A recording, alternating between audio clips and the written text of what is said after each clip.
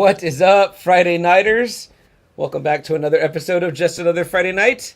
I am one of your two hosts, CM Chuck. Across from me, Double A. Hey, what's up, everyone? It's Friday night, guys. Cheers, right, Double A? Happy Friday. Happy Friday. It was a long week for me, I can tell you that. It was a long, hot week for me. But, you know what? I'm glad I'm kind of doing the outside work again. It feels so much better, and I'm just better at that than office work. So I hear you, man. Can you guys hear us okay? If you guys are out there in Friday Night Land, can you? I turned our mic down. Now, yeah. I turned our mic down so the intro music is loud. I know for a lot of you guys, some might have a 3-day weekend, and it's Juneteenth. I do. Yeah. And just before we forget, this Sunday is Father's Day, so happy early Father's Day to all the people that are watching. So happy early Father's Day to you again, Double A. I know I told you last weekend and I can see now Double A's got the Black Adam open there. It looks pretty badass. And you know what? Happy Father's Day to dads, stepdads, uncles, godfathers. Thank you.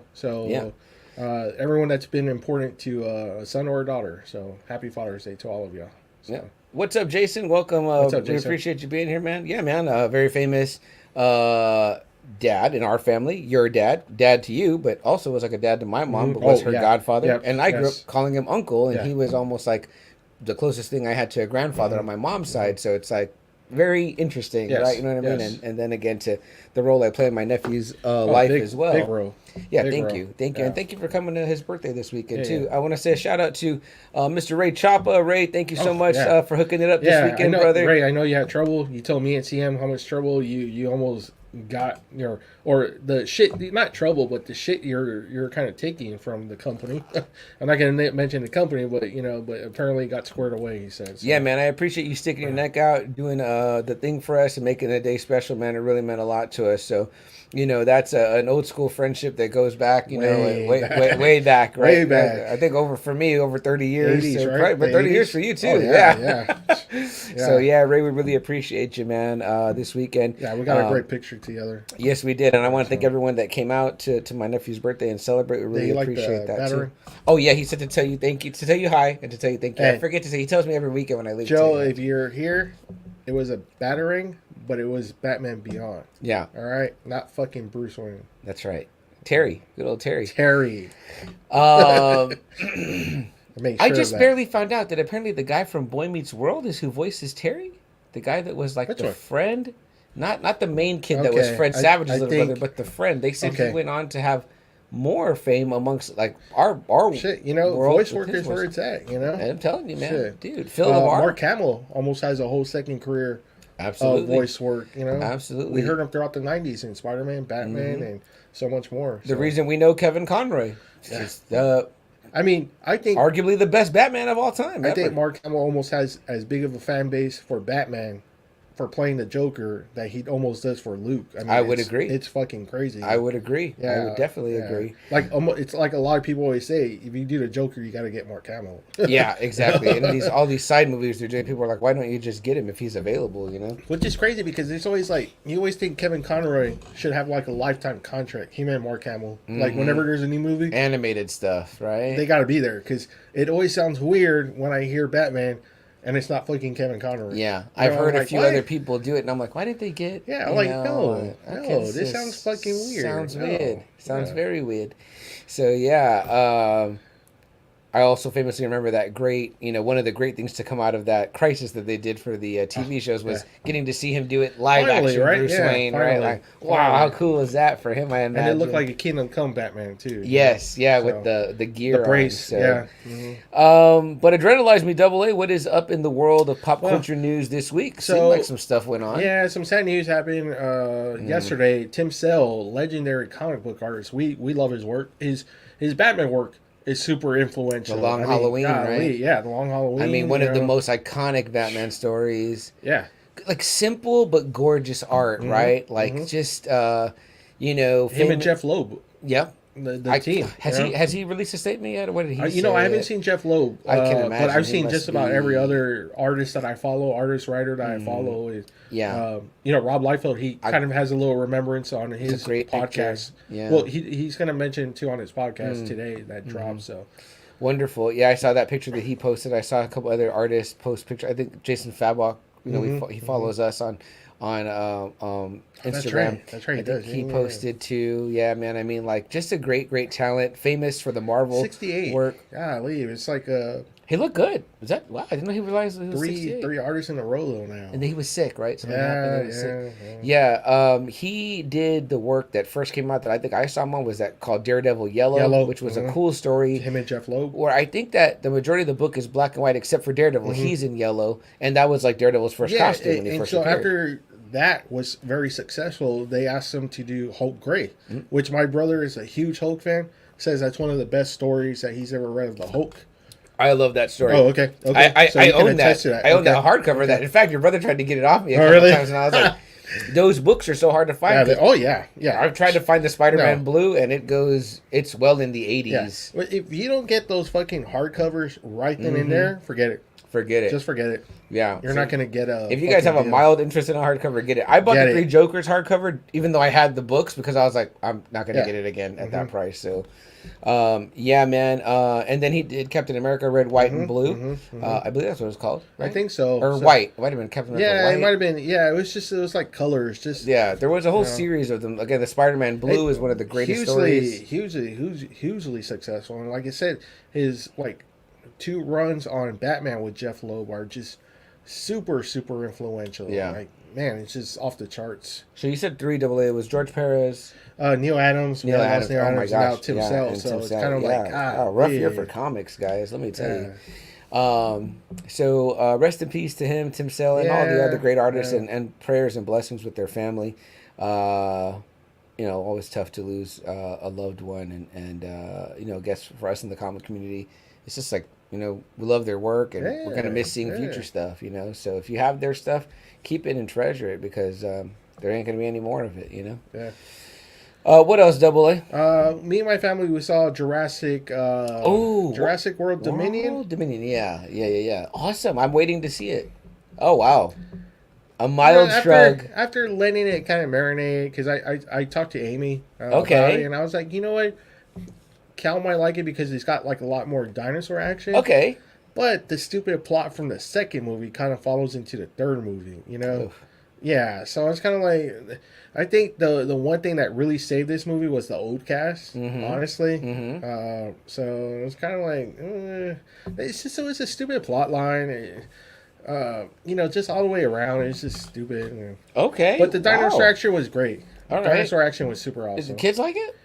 Yeah. They liked it enough, Okay. Well, like I said, watching it, you're just watching the plot and everything. Like I said, it follows from the second one, where she lets out all the dinosaurs into the world. Like stupid. Like, really, raptors? I don't want a fucking raptor out my house. Like, come on now. You got raccoons in the trash, and you got raptors in the trash. Now you got fucking raptors. Fuck, man. That's shit. Joe's in the house. What's up, Joe? What's up, Joe? We already made a reference to you, I think, before you got on.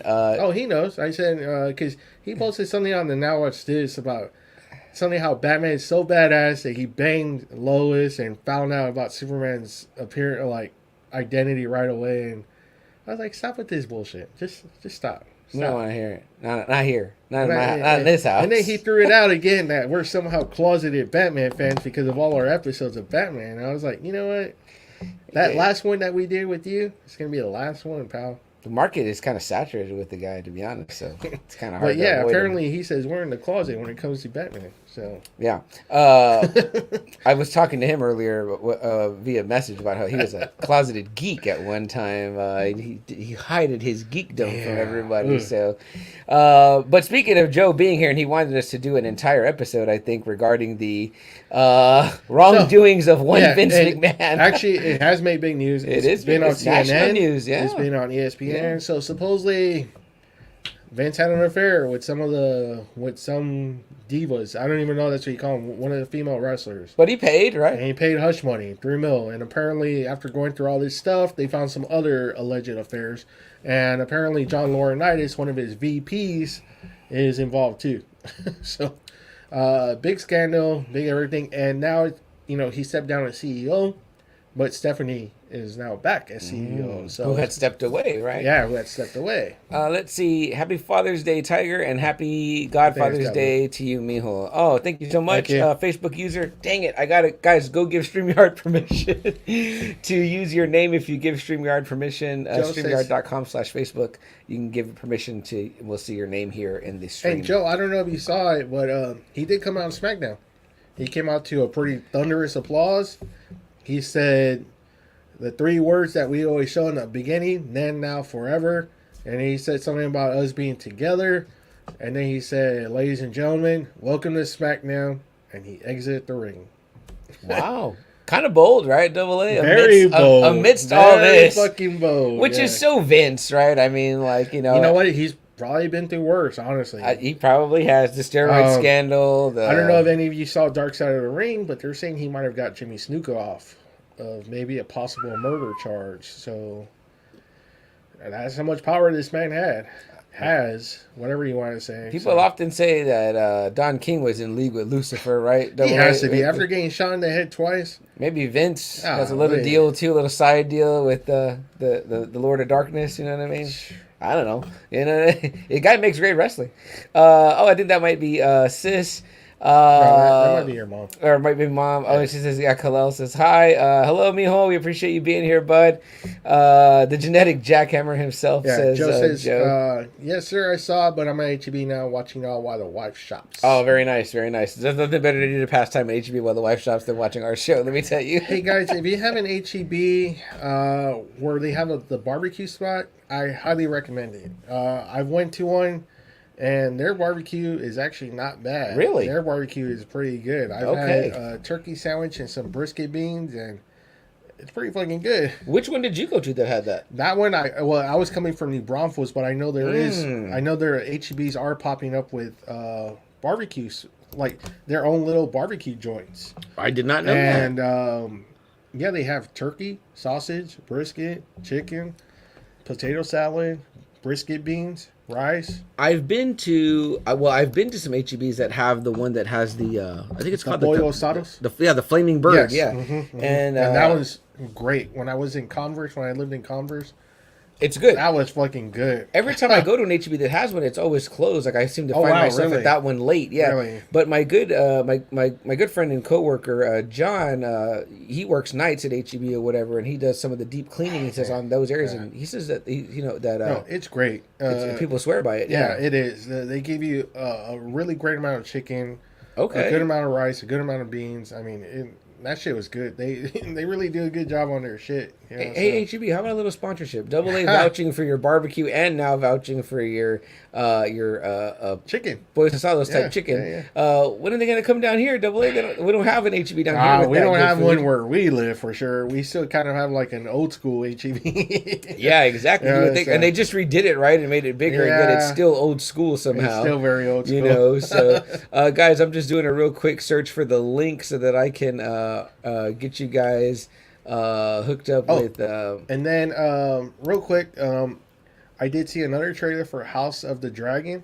Oh, right, yeah. August 21st. Okay. On HBO. I'm gonna be into it, man. I'm not gonna lie. I'm not gonna be into it. And then I heard today. You are or you aren't? No, I am. Yeah. Then I heard today that Kit Harington has signed on to do a series on Jon Snow. I heard that news. I heard that news. Okay. I am super excited for that. I wonder how that story. It's got to be a story after, right? I wouldn't want to see that. Yes, I hope so. I hope it's that. There could be no prequel because we literally watched him grow up, on the show. Yeah. So let's see here. What do we got there? A bunch of comments came in here. Sorry about that, guys. Just said barbecue is okay. Oh, okay. You had the Where did she have HEB barbecue without me, hon. All right. She says I don't eat a lot of barbecue. She said Steve says, "Cheers, guys! Happy Father's Day, Steve. Happy Father's Day, sir. Cheers to you as well." Oh, and just said she says I don't eat a lot of barbecue, but she said the potato salad was legit. Man, Jess, where did you have? Yeah, that? when did you what have HEB the did you go to? Where was I? I want to know about this. She says Boys Asados great. We're not talking about our Boys Asados, but Double A was saying the version that's inside the I think it's called Flaming Bird is what it's called. The only one I've seen for me is the one in Converse. But you said you've seen one too. Yeah, yes. Yeah, I've seen a couple. There's one I think over well no, I think it's that one. I saw it at that one. But then I've seen that the one that's like way over like by Bandera, I think, too, or whatever. She says, "Who's that guy? It's my guy on the right." Thank you. Am I to on me? her right. Okay, I was like, right. Yeah. I'm always confused. She goes, "Who's the guy on my right?" So she's looking. Hey, hon, I appreciate you being here. Joe says, "I can't wait to be on the next Batman episode." You're gonna have to wait a while. Very nice, Joe. Very nice. Let's see what else she says. Yes, Joe. Yeah, I'm watching. Cheers. I know, just kidding. She goes, "You guys rock." Thank you so much. I appreciate that, guys. If you are joining us via Facebook, I'm about to post a link here for you. Please go to this link. The comment's going to come from us here. I just copied it because our good friends over at Collecting Weekly and the Collecting Weekly Auxiliary, the Oxfather, Zach always posts this up on his, and I always stupidly forget to post that. But if you go to that link and give StreamYard.com/Facebook permission, we will see your name here in the comments. Currently, sometimes we do not, and that has been a source of ire for us. So we're trying to get past that. But yeah, Double A, to get back on track. Although I love when we talk food. So we got to get that food podcast going. We keep talking about it.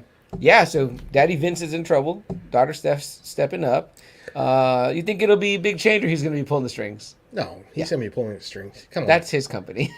That's his. Yeah. He's like, this is mine. I'll do the PC thing and step down. I think he did this with the steroid scandal. Did he? Jerry Jarrett had taken over while he was doing that. So the man knows how to manage a crisis. So you know, I have all the respect in the world for Vince McMahon. He was one time on my Mount Rushmore of greatest wrestlers. And you know, Double A just said right now he would love one day to deep dive talk about him. He's just one of those guys that, you know, me and CM were like, you know, it's like Stan Lee, George Lucas, Vince McMahon. You know, I'm a Hugh Hefner, Michael Jordan, Oprah. Yeah. These are self-made people that built empires. Media empires like that. That's something. You know, so certainly would love to talk more about Vince McMahon and you know, I mean, if people got paid, then was there wrongdoing? I mean, like, I don't know. What's the scandal here? Is that I really don't know. He had extramarital affairs. I mean, like, did anybody watch wrestling in the 90s? It was kind of like plain as day. So okay, but it is what it is. What else, Double A? Was there more news? I mean, I know we talked Game of Thrones. That's going to be great. I'm looking forward to House of the Dragon. I'm looking, you know, I haven't been that keen on it based on what I've seen, but I know it's one of those things I bet once I watch it, it's going to be like, number one, it looks great. Well, this one's just like all Targaryen, so. Excuse me, yeah. That's going to be interesting to see how they ran things, you know, while they were in power. In the time when there was like more dragons than just, you know, the ones Dany had in the I guess we could say the Game of Thrones proper. So that'll be cool. And yeah, I would love to see the Jon Snow stuff. Yeah. I got to talk to our buddy Hoti Bear a few days ago. And he was telling me that the offer is really good. It's pretty much how The Godfather got made. Oh. He said that show is pretty fucking legit. Nice. And that's on Netflix? Paramount or... I think it's Paramount. Paramount's one of the ones I think I don't have, but one of those two. Okay. It's not on Netflix. For sure it's not on Netflix. But it's called The Offer. It's pretty much how Francis Ford Coppola had to fight for Al Pacino to get the movie made, you know, and all this kind of stuff, you know, so he says it was great. He says it kept him entertained, you know, so. Yeah, and speaking, you know, Joe says HEB is on the south side, and Joe being here, he says he's getting some Phantom Bride brewski. Very nice, Joe. I know you supporting the Deftones beer greatly there. We're drinking some good old Double A Dos Equis, and I'm having a Pacifico right now. But Joe, your partner in podcasting, Lucky the Dork Dad, suggested the movie Hustle, which you saw as also great fucking movie. Mm-hmm. If you like basketball, if you like a story kind of like a Rocky-ish. Mm-hmm. An Adam Sandler serious role. Yes. Okay. Yes. Okay. He's doing more and more of that. He does a great job. The whole movie is really good. Like, we just saw it because my wife loves Adam Sandler. That's like her favorite. Mm-hmm. Right, and she'll watch anything with him. Like even this fucking movie. I was about to ask you a serious role. Yeah, she loves the dude. So I was like, okay, cool. We'll watch it. I like basketball. It's basketball. Okay, cool. And Great fucking movie. Great. Nice. A lot of NBA players, a lot of executives that come out and said it's really good. It's really accurate. So I was like, okay, cool. Okay, very cool. So, yeah. I wasn't. Joe says he still got to watch, as do I, Joe. So watch it. It's great. Check it out. You're not gonna. You both like crying. You'll cry in this movie. Okay, there you go. Yeah, we definitely do enjoy a good cry, Joe and I. Double A. Let's see what else. Golden State. I was about to say, speaking of basketball, right? I guess Golden we have State new basketball Warriors. NBA champions, right? 4-time champ for Stephon Curry, for Draymond Green, for Klay Thompson, for Iguodala, and a 4-time winning coach in Steve Kerr now. Kerr, yeah, he's trying to catch Pop. He has 9 rings total as a player and a coach now. He's already got him beat. Well, yeah, so you know what? I thought Boston was going to do it. They just sucked. It was like the more they lost confidence, the more Golden State got confidence. Yeah. Obviously, the superstars on the Warriors were known, but who were the stars on that Celtics team? See, that's the thing. It was just a really good squad, just a really good, decent Cinderella squad, type story. Kind of. They have like Jason Tatum, but we saw the finals. There's not really a superstar. Not like where they have like a Curry, where Curry was just banging them. You know, so they were running up that hill like Kate Bush, right? Yeah, man. Well, I guess congrats to the Golden State Warriors, or as I like to say, the Pop College of Basketball. Steve Kerr. Curry finally has his Finals MVP. There you go. Finally, he hadn't got it previously, right? Let's see. Justice, don't necessarily like crying, but a good one every now and then works definitely. Curry is the new GOAT type player. Glad he did it. I'm did glad it without he did KD again. Yeah, but you know what? He did that the first time. That's why I don't understand why they're giving him a lot of shit when Durant was there, because they had did it before, and they just proved again that they don't need Durant again. And Durant's suffering in fucking Brooklyn right now. So yeah, where he belongs to be suffering. He says, yeah, fuck him. And the Warriors, you know what? I wish them no more continued success. So I don't care. Good. Let them stop there. Curry and Thompson really don't talk shit. Yeah, I guess that's true. Yeah. I'm okay with it. I mean, there's no other fucking team there anyways. Well, how many titles does the franchise have, though? I think they counted one when they were called like the ABA? The Philadelphia Warriors, which I thought it should have gone to Philadelphia. Yeah, I thought it was about Philadelphia. The city. Right. Yeah. Because like Oklahoma doesn't have the Seattle banner up there. Yeah. So I think they have 5. Huh. 5 titles. It's kind of like with the Lakers. Like Minneapolis. They won 5 when they were in Minneapolis. So. And they count those. Of course they do. I mean, because I was like, oh, it makes sense that they're called the Minneapolis Lakers. You know, I was like, it makes sense because they were in Minneapolis. Sounds like a bunch of bullshit if the city didn't. It's like when title. Utah took the name Jazz. It's like, what the fuck? Utah doesn't have any Jazz. That just doesn't make any sense. Joe says, I thought Curry's first or second year against the Spurs, he grew a lot as a player. Oh, man. Yeah, we kicked his ass for a little bit, a short span of time while Tim was there. But, man, you can see where Golden State was going to be an up-and-comer in those little series. And, the man can shoot. Best shooter at Double A? You know what? My brother says he is. He finally just came out and said, he was like, this guy is just, he can shoot anywhere. He can shoot half court and fucking make them. And now he's got lots of hardware now, huh? 4? Oh, yeah. Yeah, that's nice. He's got back-to-back MVPs. He's got this finals MVP now. He's got an all-star MVP. Who won in his previous years? It was Iguodala. I can't believe it. He won the first year, and then Durant won him the next 2.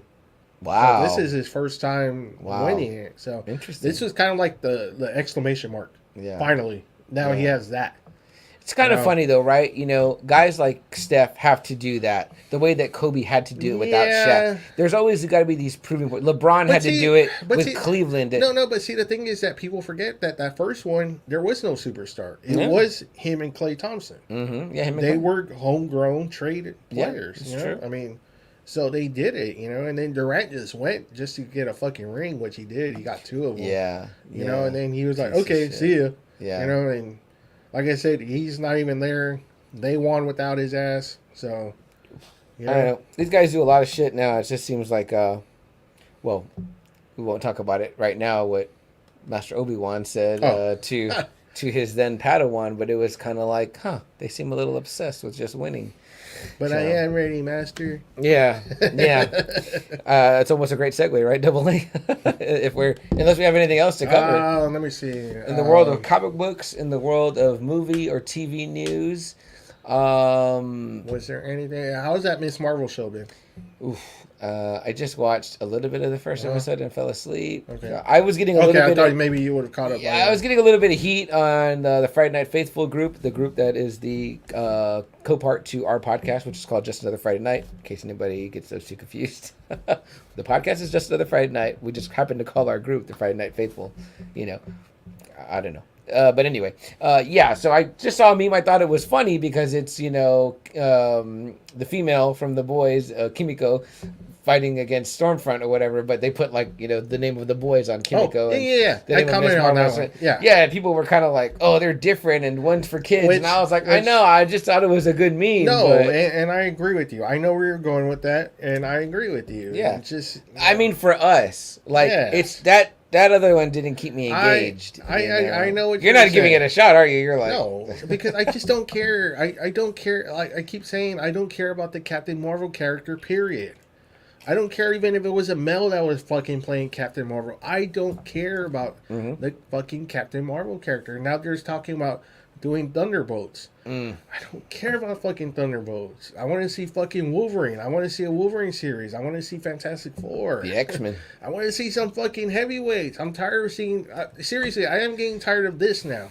I'm getting tired of fucking... Do you agree with what a lot of people are now saying, AA, is that, in the post-Endgame era, Marvel is not... They're not, There's a great meme, and it shows this cow, and the cow is, so skinny, and it shows Disney going to the cow, and the cow's named Marvel. It's like, give me more. And it's I got nothing left. No. So I think they're just kind of buying time until, they got Fantastic Four. They said they're working on it now. Mm-hmm.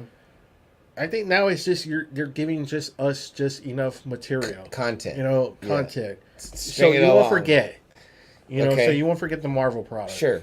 Okay, and then I think once he got a plan, Feige has a plan like he did with the Phase 1 shit, where it led all the way to Thanos. I think that's what he's trying to do here. He's keeping the Fantastic Four away. He's keeping the X-Men away. But man, at the same time though, it's kind of like She-Hulk, Miss Marvel. It's kind of like I like She-Hulk. She's fine, but man, a whole series dedicated to her. I'm kind of like, fuck, Miss Marvel, another one. Again, this is like the fourth Miss Marvel. Mm-hmm. I'm just kind of like, ugh. Then Thunderbolts are coming out. I'm like, I really don't want to see them. I don't want to see any of these. I don't care about these fucking characters. I don't buy their comic books. I'm not going to watch the fucking show. I'm slightly interested in the Thunderbolts only for the fact that I guess I know that was a big deal at a time, but that big reveal is kind of out there. It's kind of like, well, you're going to go with that when that big reveal is. I mean, I guess most people know it, but even if you don't, I mean, it's like, I don't know. If anything, Marvel has proven to me that they can make certain stuff cool. But then it's kind of weird because it's like DC's kind of even doing the same thing. Like, I love Black Adam. Don't get me wrong. Sure. I love Black Adam. But, you're giving us a Black Adam film. You're giving us Peacemaker, which was great. But still, it's kind of like Peacemaker. Mm-hmm. Suicide Squad. Mm-hmm. It's kind of like, man, where's Superman at? Where's Green Lantern? Get fucking Green Lantern already. Yeah. At least a good treatment. And then Flash, that idiot, keeps getting himself in more and more trouble that you're just pushing Flash away more and more. It's like, man, are we ever going to see a fucking Keaton come out? Yeah, that's what we're really holding out for. And I also think too, AA, it's kind of like the reason why we're longing for the Fantastic Four and the X-Men and Wolverine is because we're thinking to ourselves, they did such a great job with, Iron Man, Cap, the Avengers, and leading up to that Endgame story. We're like, we want the Marvel treatment on the characters that have been slighted all this time. We had to deal with the Fox shit. It's like, now Marvel has you guys, so give us that good juicy Marvel property with the characters that we love. Man, I want to see Namor. Give me Namor, man. It's kind of like shit. And King is already so long ago. I kind of already forgotten. I'm like, okay, where is he at? Yeah, yeah. See, it's like so much content. It's hard to not like. But then they keep giving us this bullshit. I'm like, yeah. It's like you said. It's kind of like they want to represent everybody in every fucking show, and it's just kind of like, man, enough. we're comic book fans. Give us the fucking comic book heroes that we want. Give us your popular titles. I mean, is Miss Marvel in the fucking top 10 of your popular comic? Even like with Blade, like they tease us with the Mahershala Ali thing. You know, now Blade again, not a huge comic book success, but obviously popularized because of the movie. He has enough material where people know the Blade character at least. People got on board for Blade. Joe says it wasn't a good meme. Miss Marvel is good.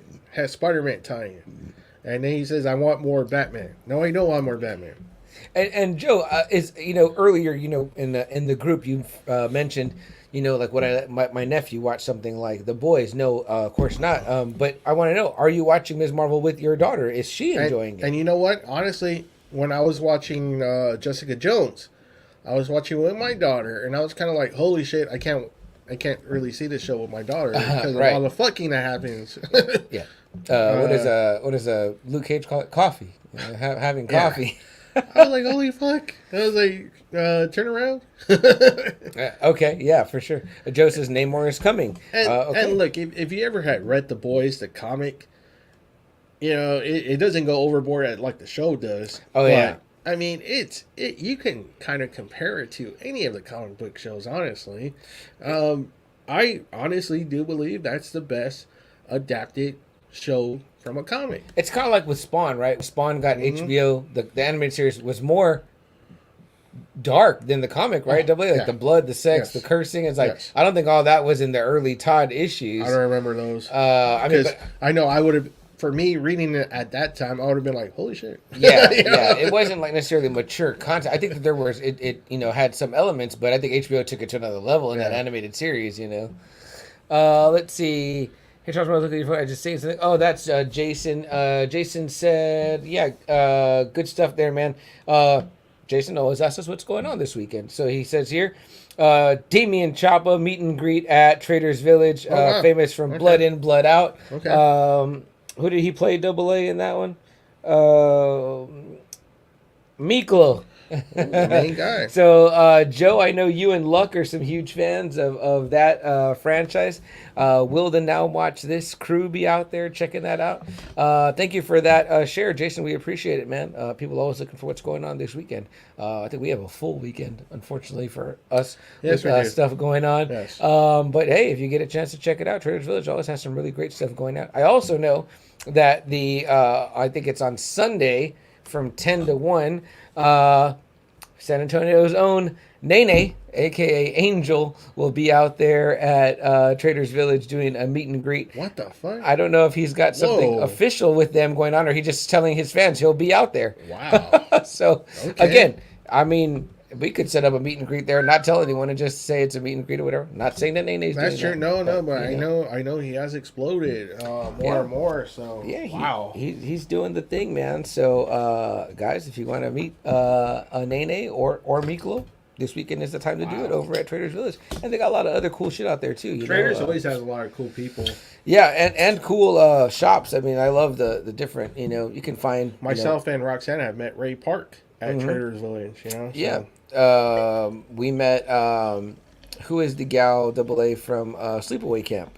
Her name escapes me. Felissa Rose. Felissa Rose, yeah. So there's always got cool stuff going on out there. We've met Lou Ferrigno. That was Lou Ferrigno was at Traders. Yeah, absolutely. So very, very cool. Definitely something to look into to do this weekend if you want to get your pop culture fix going on. I got nothing else, double A. That's about it. News or noteworthy. So we'll go ahead and move, guys, right into our topic for the night.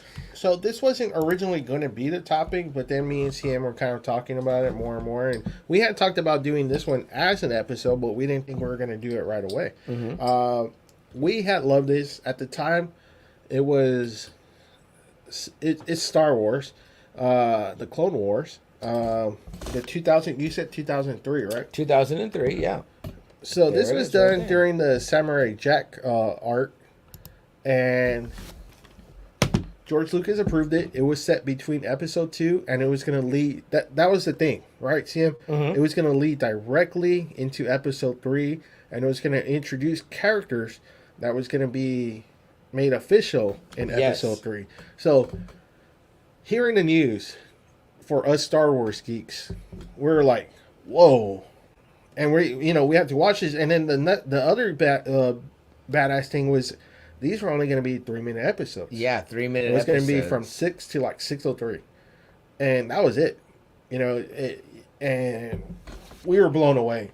Yeah. On almost every episode, we were just like blown away by it. I don't know if I'm going to sound dated, AA, but like in 03 was kind of like not everybody had a computer in their house still. No. I think you guys did. We had barely got one in 01. And I know we didn't. Like, I would have to access a computer like we still somewhere. had phones with the wires. I mean. Yeah, I would have to access a computer from like a library or school. And I know that they were saying like, oh, it's going to come out and then the next day it'll be like online. But I was like, like back then it was like...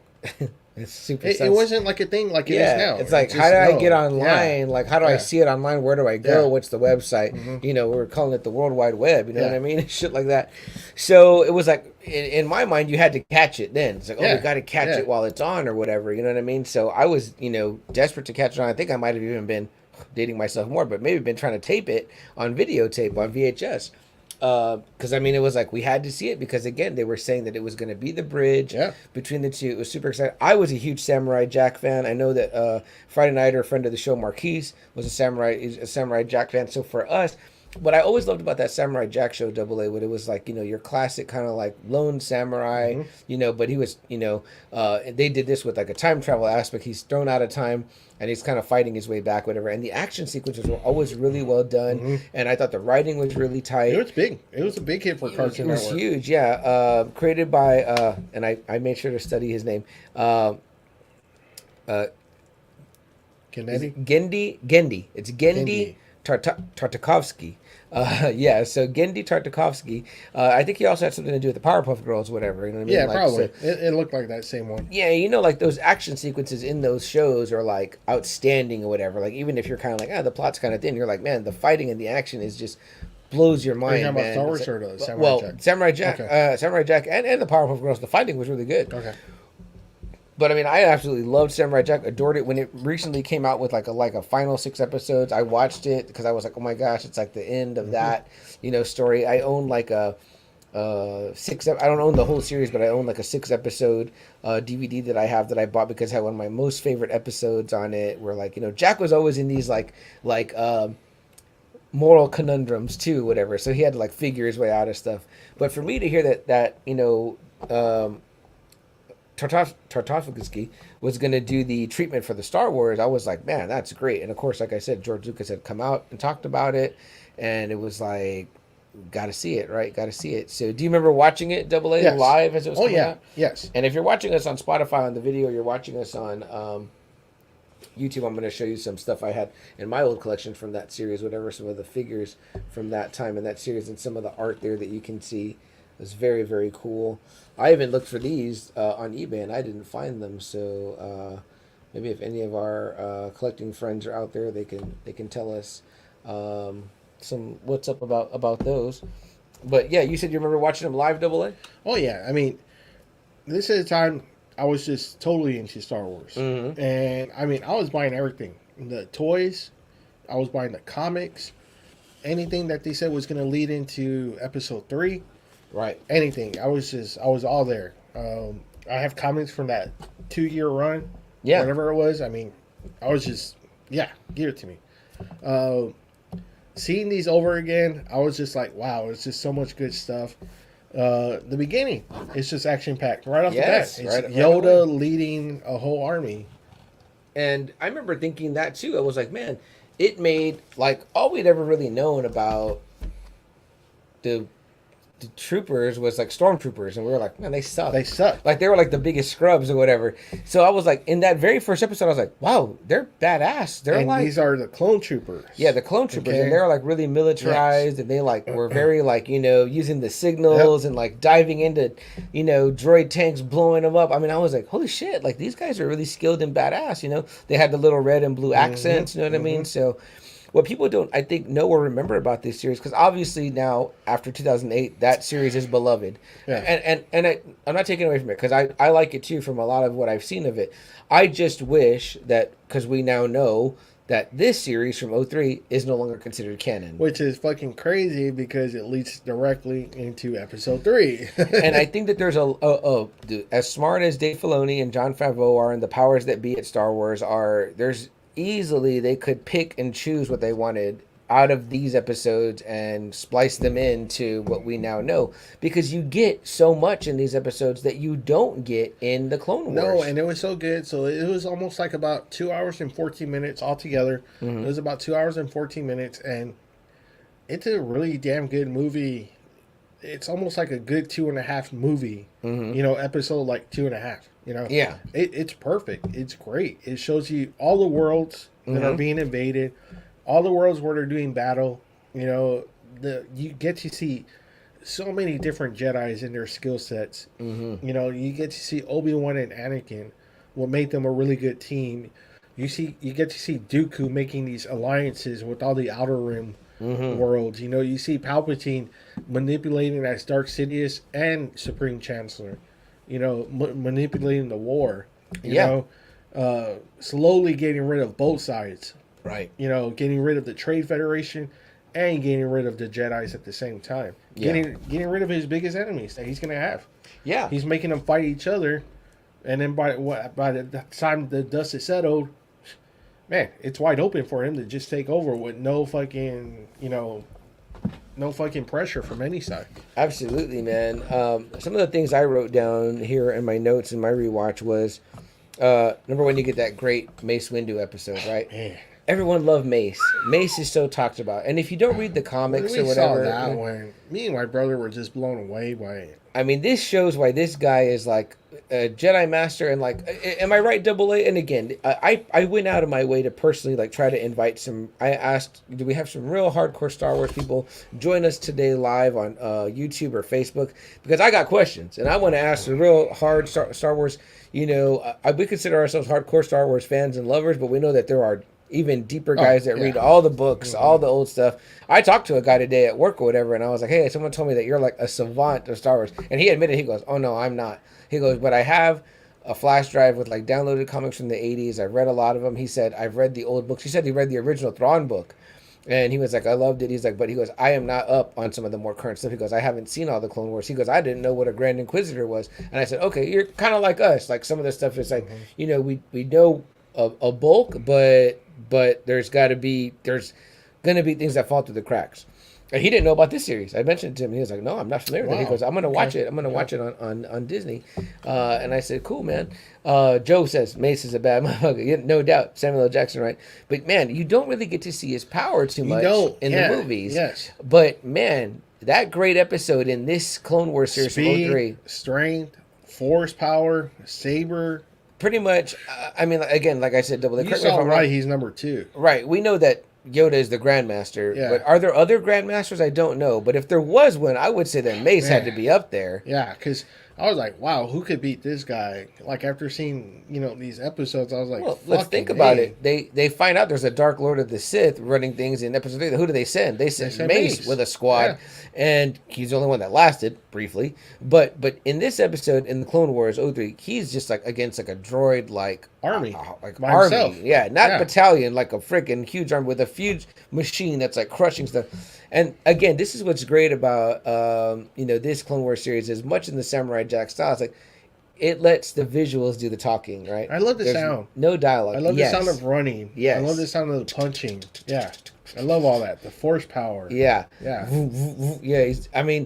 And he is kicking major fucking ass, man. It's badass. And you're just thinking to yourself, like, man, how could the Jedis have gotten overdone by these, when it's like they were just like, I mean, the droids were like nothing to them. You know what I mean? They were just wiping them out. But then we got to remember there's not a lot like Mace. Right, right. And that these guys are, the ones we really love that they focus on in Star Wars are really high level Jedis. Like pretty much like the absolute peak of Jedis. Candace is here. She says, there has been other Grandmasters throughout the Order's history. None really have the prestige or popularity of Yoda.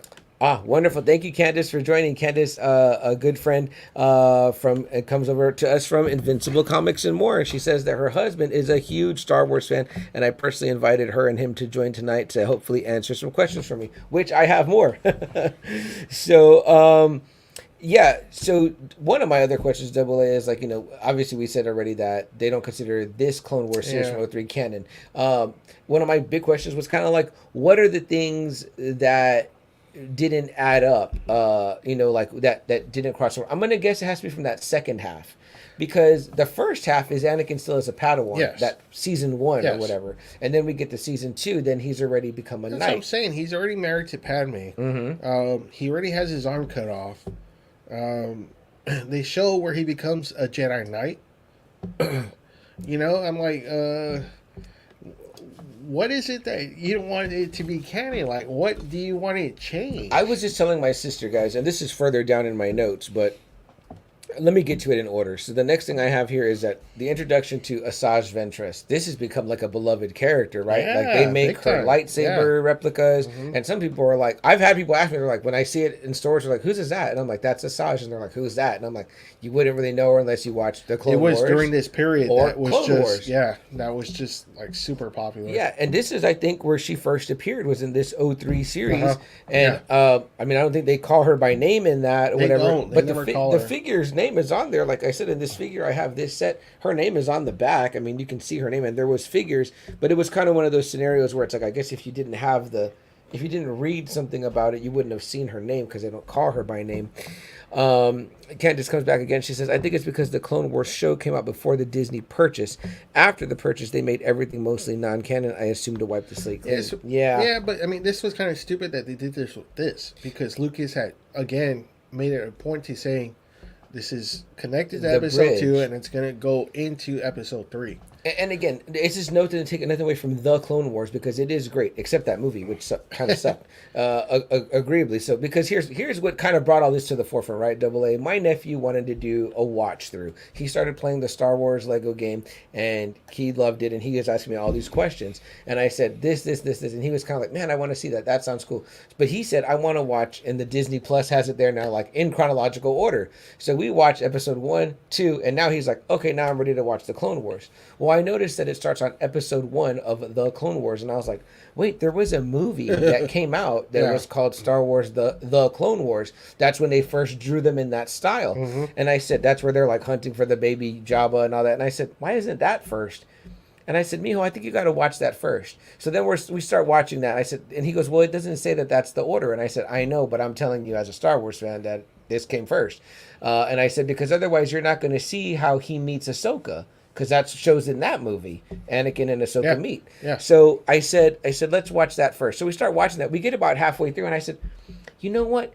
You should watch the old Clone Wars cartoon. He said, there's another cartoon? I said, yeah, and it's done in a different style. And I said, because there's other stuff in that. What I remembered, and I was wrong, but I remembered that's where Anakin, I thought, got the scar. I thought so too. They don't actually show that in there. But there was other stuff in there that I was like, whoa, you know what I mean? Like, of course, introduction to Asajj. This is the first time we see Grievous, and this was part of what was teased. Yes. They said, you're going to see a new villain that's going to be in the movie. So we were all like, oh, shit, we got to see him first, you know what I mean, before the movie comes out. And not like in the movie, where he's kind of, he's weakened. Yeah, he's not super badass. No, but in this cartoon, when he first came out, you're like, me and my brother looked at each other and we're like, how the fuck is anyone going to beat this guy?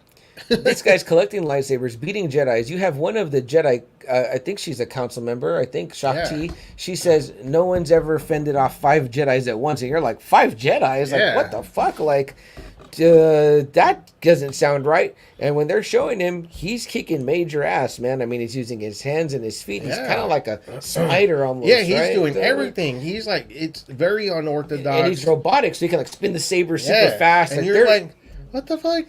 Yeah, they feel distorted. You can even see, like, Coyote Mundi, Jedi Master on the Council is like, like, chase him down. We got to kill him. If we don't, he's going to, like, kill more Jedi. It's like, what the fuck? So there's that introduction. You know what I mean? The character Durge. Durge was this really cool character. That very cool looking.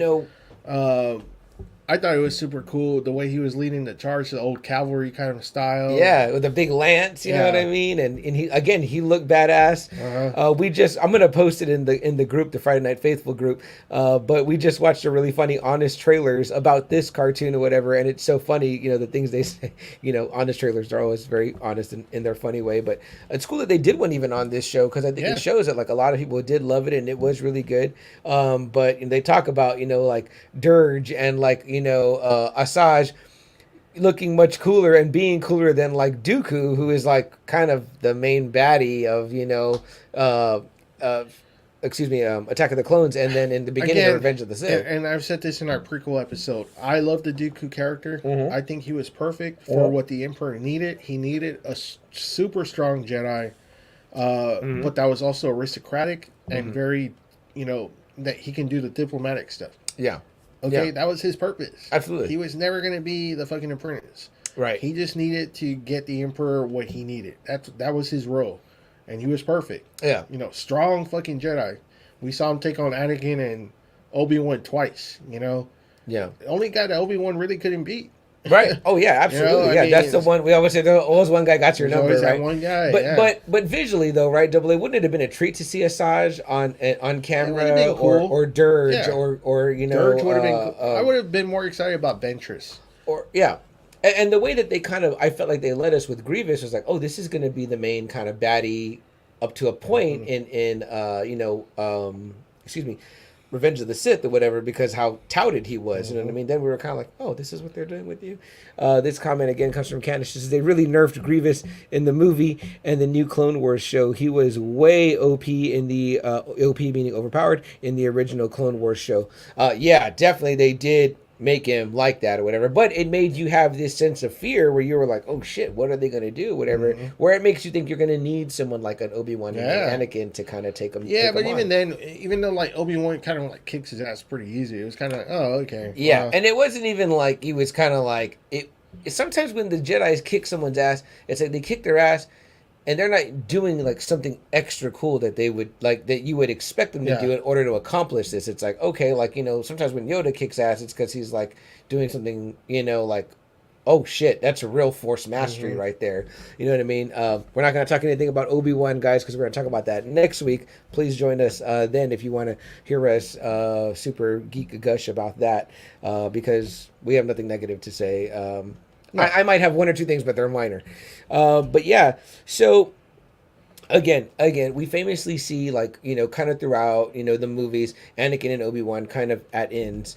You know what I mean? Like, but one of the reasons for the Clone Wars, I think, was to kind of show them, their brotherhood, their love for one another, how they were so close, why the fall was so tragic. And the first time we see this, because of course, like I said in the write-up, we hear this line from Obi-Wan about the Clone Wars to Luke in A New Hope. And I know you said it didn't mean that much to you, Double A. At the time, because I was a kid. So it was kind of like, that kind of always went by my head. Right. To me, it was one of those things that for a long time was one of those mysteries where it was like how did Anakin Skywalker, when we learned his name, how did he get in the armor? And then it was rumored like oh well, they say Obi-Wan put him in the armor and that it's in like some book or some comic. So like, I was kind of like, holy shit. Yeah, so to me, the Clone Wars was like that, because I was like, well, what was the Clone Wars like? What was it? I think what made it cool for me was when they would play it in the trailer for episode 2. They would play his words. Yes. And I was kind of like, holy shit. Yeah, very badass, because you're like, oh man, they're mentioning the Clone Wars. So like I said in the write-up, I was geeked for this, because I was like, we're going to finally see that thing. And you need that. You really do need that. You need it because if you try to make Anakin's fall without seeing his brotherhood with Obi-Wan, only them bickering, it doesn't make sense. You don't feel it as much. But man, and again, all credit to the new Clone Wars show, because that's where everyone says they love that General Anakin so much, and that even Hayden Christensen watched it for Obi-Wan, which apparently the voice actor was super geeked about. Yeah, he was. Hell yeah. But let me tell you what's in this 03 Clone Wars. You get Obi-Wan, the council's meeting, and they're talking about their forces are depleted. What can they do? They're running out of knights, especially with Grievous, who's cutting a swath through them, right? And they're like, shit. And Obi-Wan goes to bat for his Padawan, right? Double A. He says, may I suggest that we promote my Padawan Anakin to the level of knight. He says because this is way worse than what the trials would have been. This is way worse than the trials. He goes, he experienced a trial of the flesh with Count Dooku. They said of the what was the other one? It was a trial of the flesh, and then it was a trial. The spirit was the one he didn't do, but the other one was of skill when he fought the Ventress. Yes, of course, which is again at the end of season 1, and it's great where he's like, kind of a little bit of rage. Lets the dark side flow. Yeah, he's because she's badass with the Force and the saber, but then he loses his saber to her, but then he forces. Force takes one of hers, and then they go at it. He's holding the red saber. It's kind of like this moment. You're like, holy shit, on a cliff, the big red moon. I'm like, come on, man, this shit is cinematic as fuck. Like, I can see why this show won 4 fucking Emmys. Yeah. Jeremy's in the house. What's up, Jeremy? What's up, Jeremy? We appreciate you being here, brother. We're talking all things Clone Wars, Jeremy, the 2003 cartoon from Cartoon Network. Man, Jeremy, it's on Disney Plus. If you got it, brother, give it a watch because it is something super special. I guarantee you, you won't want to sleep on it. Like I said, it's only about total, 2 hours. In total, minutes. 2 hours and 30. Yeah, and again, I feel as though you could easily grab some of those episodes and put them into the canon, no doubt. That Mace episode is like a standalone, and it's a showcase of his power. Okay, so next thing, right after that, Double A. Again, I'm just hitting these points because I know that you probably agree with me. Not only does it show that awesome moment of Obi-Wan going to bat for Anakin, right? Like, let's make him a knight or whatever. Well, then, the next thing is that, in between we have a cool moment or whatever, right? Where it's like he meets up with Padme or whatever in this alley, and he's clearly frustrated about having to sneak around, but C-3PO shows up, and he's like, you look different, 3PO, and he's like, oh, it must be my new gold plates, whatever. He's like, gold plates, let's see it or whatever, right? So, it's like, we never really know how he goes from being this, fucking slave robot in different coverings. Yeah, that Anakin built, to having gold plates. Well, he's in the service of Padme, so he says, if you got to be presentable when working for a senator, it's kind of like, oh, wow, the iconic gold C-3PO that we know. And at the moment he shows him in this cartoon, Anakin says, impressive, most impressive, which is a very Darth Vader-y statement, So then right after that, he gets called to the council, right? And again, I'm going over this is like my favorite moment. So I'm going over this moment as I love it so much because I literally, me, don't take a lot, but I've mentioned this on a few of the podcasts. I love this scene. I got fucking choked, and I'd forgotten about it. I hadn't seen it with my eyes in a while. And he gets called there, and Obi-Wan's like, "You're late," and then he's like, I forget what he tells him or whatever, but he's like, well, he tells him something, whatever, right? He goes into a room. All the council lights up their sabers. They're up in the air. You're like, oh shit. And then right there, Yoda, he's like, tells him to come forward or whatever. And I wrote it down because I thought it was awesome. One of my favorite knighting scenes ever is Brienne of Tarth. I talked about it on our Game of Thrones episode. I love that. She gives me chills. You know what I mean? But he says to him, Anakin Skywalker, by the right of the council, by the will of the Force, dub thee I do Jedi, Knight of the Republic. Yoda says this to Anakin, and then he sabers off his Padawan braid. And you're like, holy shit. He's like, damn, we saw Anakin become a Jedi Knight. Yeah. That's fucking because we always said, right? How is he not a Jedi Master with him and Obi-Wan doing all these dangerous missions? Hunting Dooku, hunting Grievous. Right. How was he never made a Jedi Master? Exactly. And we're like, what the fuck? but certain moments, you feel are so key to the character to see that. And then what's next is so great. The next thing you see is C-3PO going into Padme's chambers and handing her the braid, and she puts it in that box where the little necklace is. Yeah. Now that little box and necklace came into play in canon recently, right? In that Vader issue. Where he goes to look for her. Yes. He runs into the Amidalans, her sympathizers or whatever that are fighting for her. And I was just telling my sister about that comic because I saw a TikTok about that comic, and she's like, "That comic sounds cool." And I was like, "Yeah, I bought that because me and you had talked about it."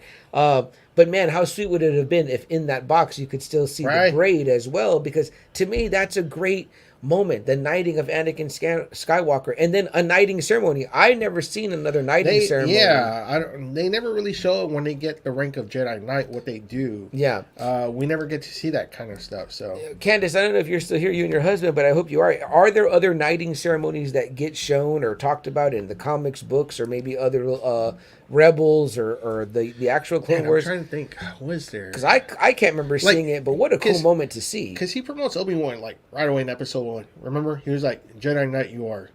Yes. When he's like talking to him about training Anakin. Right. That's all it was for Obi-Wan. That's all it was. Yeah. You have attained the rank of Jedi Knight. Yeah, but it's not like an on Coruscant with the Council knighting, which is pretty fucking amazing in my opinion. Yeah. So, or maybe Yeah.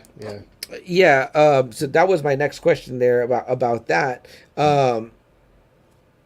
And then, the line that Obi-Wan gives him right before it happens too. He says, Master and Padawan, we've been Master and Padawan long enough. Now it's time that we become brothers. And that's what he says. And then Anakin's like, Master? Like what? Like what are you saying? And so you're like, oh shit! Like this is the moment where he's telling him like you're getting called up, man. Like you're getting, you're gonna be a made guy. You know what I mean? Yeah. So it's pretty amazing.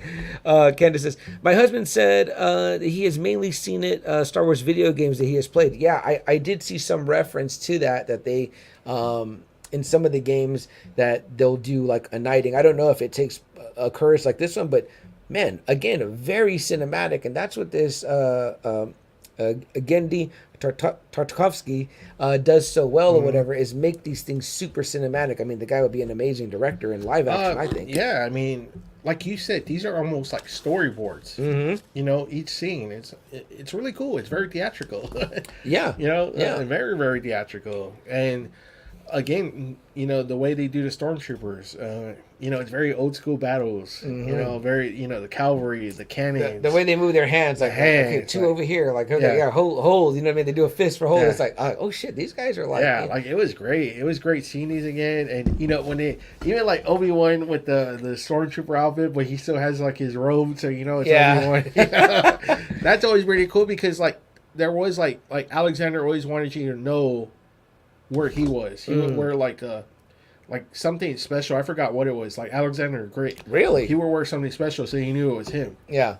So I mean, I did not know that. That's cool when you kind of like your leader is kind of like, I'm here and it's him. Yeah, so, very cool, man. Yeah. And Obi-Wan too. I mean, he's famous kind of like for his sassiness, right? Like that. It's this. You see more of that in this as well. It's really, really great. Yeah. And whoever did the voice acting, they did a really great job of kind of mimicking, Ewan McGregor, right? So. What I thought was funny, I only wrote down the names of the guys that did the voices of Anakin, but my brother was asking me, he was like, "Was there anybody big on this?" I go, "I don't think there was anyone big." So in this series, the only one that comes like from the movies is Anthony Daniels, who's C-3PO. That's C-3PO. But like he was like, Ewan McGregor, is that someone? Obi-Wan, is that? I go, no.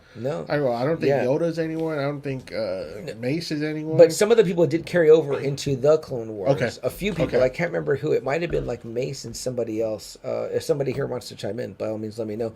But what's funny was that I thought this was funny. The guy that does the voice in this Clone Wars is Matt Lucas. Matt with one T. I was like, wow, Matt, like a mat, like on the floor. The guy that does it in the Clone Wars is Matt Lanter, which I thought that was funny, like ML and then first name both Matt. That's kind of funny. They both were Anakin. But why they didn't bring them back, I don't know. Whatever, because this it's like they say, it's kind of like when a new boss comes in. Right. It's kind of like you just want to start everything new. Yeah, and this series is what inspired the '08 movie Star Wars: The Clone Wars, which is where we kind of see that new animation style. Which again, that movie wasn't well received because people thought that Ahsoka was annoying, and she kind of was, and that story was stupid with the baby Jabba. It was like, I love Star Wars with all my heart, but I remember going to that in theaters and falling asleep. It's funny because I wasn't. It was weird. As big as I was not interested in that one. Mm-hmm. I didn't even come close to even seeing it, and I still haven't seen it. Wow, to this day. Yeah, I've tried to rewatch it a couple times. I don't know that I've even gotten to the end. I think for me, what it is like this has always been my Clone Wars here. Yeah. And it's kind of like, this was so good.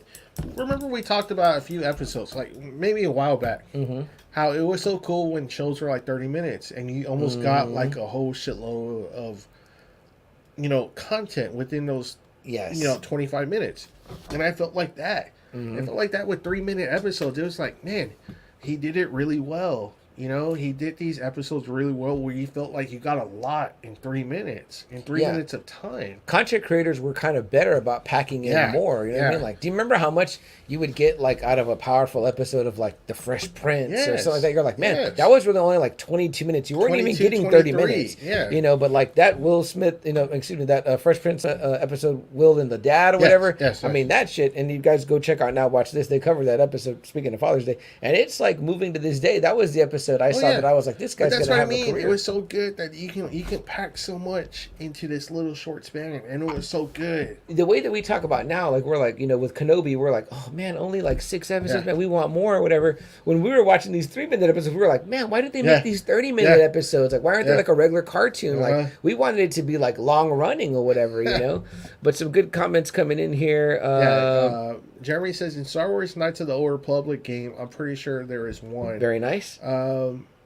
Did I read the one before? Let me see. Jedi Fallen Order was very informal in the way it happened, and Star Wars The Old Republic game was more cinematic but short. Okay. And then she says they probably got the idea for Baby Yoda from Baby Jabba. They just realized they needed something more adorable. Absolutely, yeah. Because the Baby Jabba, I mean, like they go as far in that one as like Ahsoka's like constantly referencing how he stinks and all that, and you're like, oh, whatever. But then you're just kind of like, like a hut. That story was kind of thin. Like that is not a good Star Wars movie. No, you know what I mean? But again, it is what leads into the now famous Clone Wars, which is very good because I've watched. Yes, I've seen a lot of episodes. Yeah, when people say that it's essential, I watch all the Mandalore stuff. That shit is great. Yes. I mean, I've seen some of the episodes of Rebels with Sabine Wren and the referencing of. I really watched like some of the Darksaber stuff. I wanted to know more about that after the Mandalorian, but I was watching my way through some of the Ahsoka episodes too. And again, that's how much that show is that people have condensed lists to make you watch it. So again, it's all good, but this show, this Clone Wars, is really the precursor to that, and. Man, we think it deserves, canonization. Am I right? It does. I mean, Grievous first got here. How can you say it's not canon when Grievous is here? Yeah. Mace is here. Yoda's here.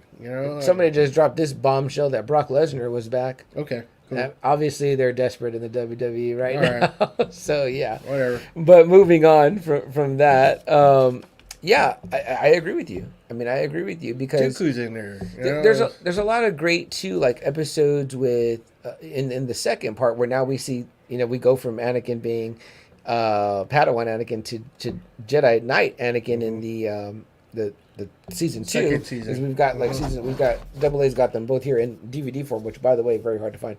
Volume 1 there, and then in the volume 2 is where he's already got the long hair. He's looking. He's even drawn in the outfit they give him in the Clone Wars movie that he wears throughout. Yeah, man, it's really a lot of the the fleshing out of the older, mature, now a general in this army of the Republic, Anakin, and it's fantastic. And it's like, man, why wouldn't you? Keep some of that stuff or whatever, because it's just like all the stories are kind of moving the plot forward to where we know it's going, whatever, but at the same time, you have these moments to really flesh out the characters that make it great, What other things stand out for you, Double A, in these series? Real quick, Candy says, the best thing about the new Clone Wars show was seeing Palpatine do more in regards to fighting and showing off his power. Right. Yes, I know that goes on with the Darth Maul stuff and the brother. What's his name? Savage. Savage Oppress. Yeah. So that's cool too. I love that too because they were able to kind of like fill in a lot of gaps. Like they're like, oh, like what were these people doing? What were these people doing? Bring this people back. I mean, all that stuff is fantastic. So again, we have nothing negative to say about that series. The last few episodes in season 2 is really great, where Grievous is trying to get Palpatine. Yes, super great. It feels intense. It feels like there's a lot of pressure. All of a sudden they're attacking Coruscant, which is like the main base. Right. It's where Palpatine and the Jedis are headquartered. Yeah, the Jedi Temple is there. And it's like, holy shit, like Mace and Yoda are like the only 2 Jedi there, and they're like, we're being attacked, and they go out and they kick some serious ass. Oh yeah, big time. But then you find out it's a ploy by Grievous. That Grievous is like, that's a distraction, so his ass can go and get Palpatine. Yeah. And it's like, holy shit. And Palpatine has about 3 Jedis on him, that are protecting him. And Grievous he just fucking goes all over the place. He kills a lot more Jedi. Shak Ti was a great episode for Shak Ti. Really steps up and kicks ass. Oh man. She does this really cool thing where it's Grievous has her corner, and she uses the Force to wrap his cape around one of the carts, the train carts. Yeah. And it blinks and it takes his ass away. It's like, man, that's fucking badass.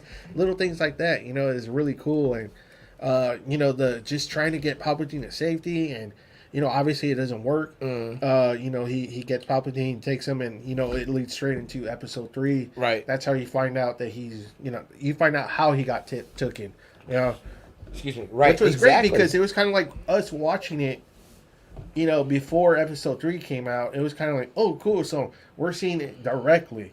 Yeah. Mace tells, Anakin and Obi-Wan, you need to go rescue the Chancellor. And right off the bat in Episode 3, you see them going after him. Going after Grievous. Right. And seeing Palpatine, hooked up to the chair, Yeah. So. Absolutely. And what...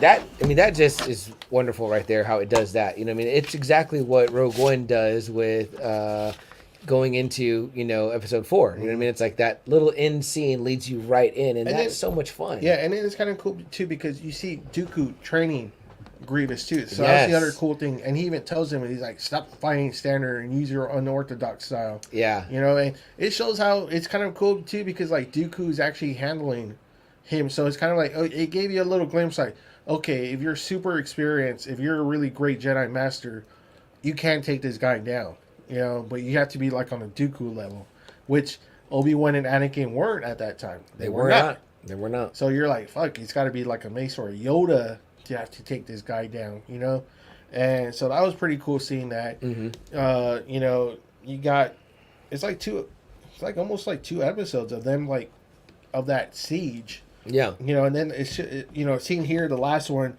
it's that Nelvon episode. Yes. Yeah. And that little story with those creatures is kind of that was a sad pretty story. Cool. Yeah. I loved the end. Whatever that was supposed to be. Did you like the kind of like the cave painting? Yes. How it shows the hero. Yeah. He's getting stronger and stronger, but then it starts overtaking him. Yeah. And you get that flash of it, kind of that tribal art. Yes. It looks like the Vader helmet real quick, but you're like, oh shit, you know what I mean? But yeah, like even going back Double A to like the season 1 or whatever, right? Like there's that Kit Fisto episode. You know what I mean? It's like we never really saw much of Kit Fisto or whatever, but then you kind of get this whole episode with them. The episode with Master Luminari and Barriss Offee when she's creating the saber, she talks about the blade. Great scene, too. Man, I know the cave full of the crystals, and it's just like, man, this is like fucking rad. And that's why, like, when that scene that came out with Luke building the saber from the old movies, and people were like, man, why did they cut that out? I'm like, people don't get them. These are the scenes that tie us to the characters like that. Like, it's like, this is what makes it better. Can you imagine that knighting ceremony Double A in live action? That would be awesome. You would be like, I would be fucking having Star Wars cream in my jeans. I'd be like, this is so great, because it's like, this is the moment. He tells him we're gonna be brothers now. Later on, he says it. We're supposed to be brothers, Anakin. Yep. I'm like, oh my god, like I'm like this is so fucking great. Like I was telling my sister about it, and she's like, I gotta see that. I gotta see that. And what made my nephew want to watch it so much is because I had told him, I said, you'll see why General Grievous is the way he is, or whatever. You know what I mean? The coughing and all that. And he was like, oh, they show that? And I said, yeah, it's really cool. And he was like, okay. And I was like, I don't think that's in the Clone Wars. You know what I mean? It's only in this version of Clone Wars. Do you wish they would have done that? Yeah. What? No. You wish he would have done that to Grievous, to smash his chest area, like the way they showed it.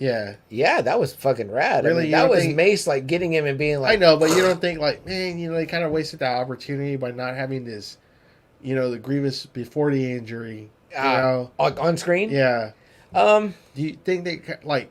that really kind of fucked up his character in the movie, because obviously people that don't see him, they're like, they see him on the movie and they're like, man, this dude fucking sucks balls. Yeah. You know, you think it was a smart move by them to make the injury to Grievous?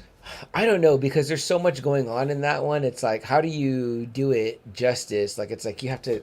I don't know. I guess a great writer could have worked it. Like, maybe it would have been cool to see him and Anakin go at Grievous. It would have been cool, maybe to see them double team Grievous. You know, yeah, I mean, because healthy Grievous. They finish Dooku pretty fast, right? And so it's like, okay, now you've got the next big guy that they're kind of still teamed up with or whatever. Who essentially after seeing it again, I was kind of thinking, I was like, man, maybe they shouldn't have done that. Maybe they should have left him healthy. Yeah, and let Anakin and Obi kind of double team him like they did with Dooku, but that could have been interesting too. Maybe it would have helped the movie more. Maybe it would have helped the Grievous character more. Who knows? I don't know. I mean, you kind of think of it too. Sometimes you're like, oh, the way that Obi-Wan dispatches him so easily, but then you're like, well, is that because his skill is that much greater? You know or what I mean? Like, was it the injury?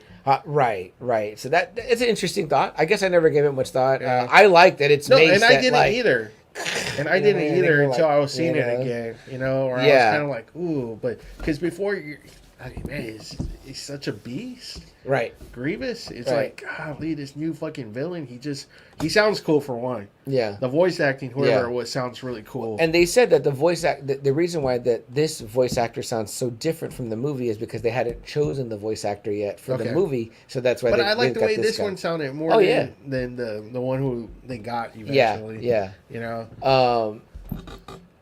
But like Candace and her husband said earlier, is like maybe he was a little too overpowered. I don't know how you would have played it in the movie. But where you know what I mean, like unless it's like only like Jedis of that caliber could. That's what I'm saying. Wouldn't that be cool? Kind of like, oh, it's got to be like a certain level of Jedi to take this motherfucker down. Could have been a missed opportunity for sure. I do know that by episode 3, we probably all feel a little bit like we're kind of eager to get to the you know what. You know what I mean? Yes. So it's kind of hard. No, what were you going to say before that? There? No, nothing. It's just one of those things where it's like, I remember Joe mentioned it one time about, No Way Home, where he was like, watching the movie the first time, I'm kind of eager to see the other guys. I know they're coming. Yeah. And I'm just like, come on. Like, your mind is like that. Like, it's like your mind is almost like ahead of you, like thinking about it, like, and then so you kind of got to see it again so you can really be like, oh man, enjoy it, right? Enjoy it, like for the story, for the plot, for the little moments or whatever, So it's tough because again, even with what Star Wars is, they packed a lot into those movies, and it's like, you need all these side stories. And it was to good. Tell you again, we saw different worlds, we saw different Jedis, and how badass they were. We saw Padme being pretty badass. You know what I mean? Like, she's holding her own and stuff, whatever, and being very supportive and being very loving. Like that relationship, becoming more tragic. I know that in the Honest Trailer thing we watched, they talk about Anakin being more whiny than he was in the movies, but I disagree. You know what I mean? It's like, it's I actually thought they captured it when it was what it was. So. I thought it was like a little bit better or whatever. He's like, he's there, but he's not like, throwing things and all that or whatever. He's just kind of, it's a little bit better. It's more rebellious teen and less like whiny, as people say or whatever. And then you get him, when he becomes, fully fledged, and it's just like he's in the moment. He's like they say, the best pilot. He's there, the great general. He's got everything. It's just his maturity level is the right. And I like the divisiveness in the council. Right, like, is he the chosen one? Isn't he the chosen one? You know what I mean? So it's different there. You know what I mean about that. Candace comes back with some comments, and she goes, the reason why Obi-Wan was able to take Grievous, it was due to Obi-Wan's mastery of Form 3, that he was able to defeat Grievous. He was the master of Form 3, which gave him the edge. Absolutely, man. We always know that Obi-Wan was super strong with the Force, those type of things. I mean, like, that's what kind of like, your favorite Star Wars character, and my number because 2 of the prequels.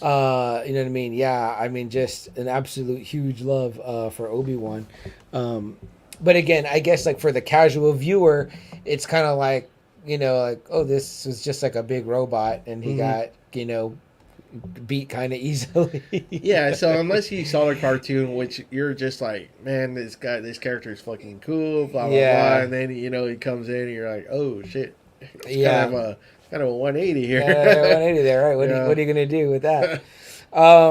But man, all the episodes are pretty great. And like I said, there's so much action in like I can't remember how long season 2 was, because I know they extended not that much, but I know they extended to like maybe 5 or 7 minutes. Yeah. There's a bit more dialogue in the second half. Yeah, in which they extended a little bit more, but man, it's just so much great action, so much great, stuff that they fit in these 3-minute episodes, so much cool imagery, like when Asajj comes out. Oh, yes. Remember, Dooku's kind of like looking for some more fighters or whatever, I guess they're supposed to be, and she comes out, and, she goes onto the battleground, and she kills everybody.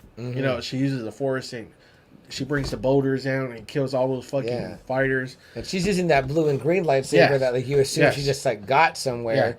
Yeah. And then she fights Dooku, and like it shows how Dooku's just kind of like kicking her ass like super easy, And that part was cool. Him, testing her out when she wakes up after he knocks her out. She wakes up, they fight again, and it's kind of like more of an audition for the Emperor, right. And she's like, yeah, okay, you're perfect. And he gives her 2 brand new lightsabers that kind of look like his, Yeah, the red blade, the curved handles. So it's kind of cool. They're famous now. Those are big sellers. People love those. It's kind of cool that they show Dooku while he's doing all this, while he's gathering armies. He's also training Grievous. He's also training Ventress. He's doing a lot. At this time, gathering a lot, doing a lot of the Emperor's work, which adds to his villainy, right? I mean, that adds to him being like, oh man, this guy was, this is like you're seeing a lot of Darth Tyrannus, and not so much Count Dooku, and it's like, oh, this guy was, and again, pretty integral in me and my brother just love Dooku. We love him, even though he's the only one that really still continues to get shitted on. Yeah, we love the character. He's just super strong. We had always hoped him and Mace would actually duel. We never got to see that once. I was always hoping that him and Mace, because we always wondered who was more stronger. Was it him, or would it be Mace still? Even with Dooku kind of learning the dark side, would Mace still be able to handle him? I don't know. We don't know. I'm curious about that one. What do you feel about Dooku and Qui-Gon? Oh, I think Dooku would have taken Qui-Gon. Really? Yes, because because I don't know. There's something about Qui-Gon. It didn't seem like dueling. Is it the loss to Maul that really did it for you? Maybe it's just like dueling never seemed to be like something he was interested in. You know what I mean?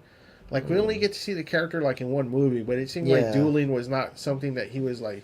He had to do it when he had to do it, but he was like it looked like Obi-Wan was a way better duelist than Qui-Gon is. But he had to get a base of that knowledge from somewhere, which is from his master. Somewhere, but then they get their own form. Like Candace said, how he was like a master of Form 3. It's a different style. The way he holds his saber. Remember his fighting stance compared to Qui-Gon's, where I think Qui-Gon's is right.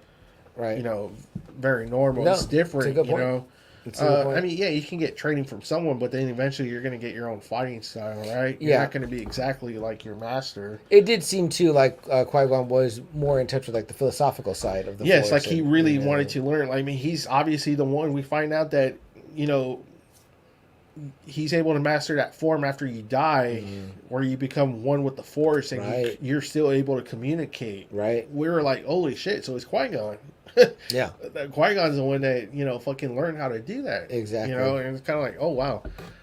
Very cool stuff. But he never seemed to, like, we never had Qui-Gon, like, remember we're doing our list of, like, the best duelists in Star Wars. Right. And I don't think any of us ever picked Qui-Gon, like, top 5, top 10. Again, you're right. It doesn't really show, because he kind of holds his own at first against Maul, but then in the second round, obviously, it goes the other way. So I get why that probably is. Maul kind of does kind of overwhelm him too, even in Tatooine. Remember? Yeah. Their first battle, he takes off. Yeah, he looks like he's like kind of like holy shit. When he gets on the ship, he's like, fuck. Well, he's like, I hadn't had to do that in a while. Normally, I'm just like force pushing people around. Yeah, so it's kind of like. No, it's a good point. That's a good point. And then Dooku, well, depending on, Yoda's probably holding back probably in episode 2.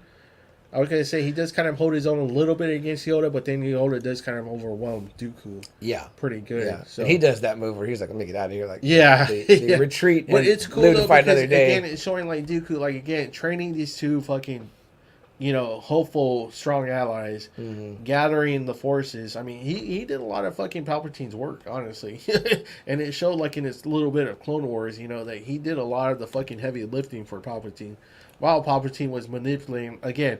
It shows Palpatine, telling this one side to do this, telling this side to do that, while the Jedi Order is falling, while the Trade Federation is getting weaker and weaker. It was a perfect opportunity for Palpatine to just come in and sweep with Vader. Both of them just come in and boom. Because of all these Clone Wars. The Clone Wars was just a great war that Palpatine set up. Yeah. Just to clear out all his enemies. Even the orchestrating, like, in a sense, that scene with his own kidnapping. Like, us knowing what we know, where it's like, oh man, this guy is. And probably making sure that Dooku tells his, Grievous, I need him alive. So bring him alive. Do not harm the fucking Chancellor, Which, if it happened, he would defend himself. Palpatine would have defended himself, but he would have revealed himself at the same time. Which wasn't his plot. He was trying to see this whole thing through to the end of his design. You know, so I mean, it's really cool. Like they really it kind of shows even just the Emperor is masking himself still. It's like Yoda has no clue, Mace has no clue that this man here that they're talking to, is a Sith Lord. Yeah, and they're just like. I don't know. It's crazy how he was able to hide himself. That time. Yeah. All that time.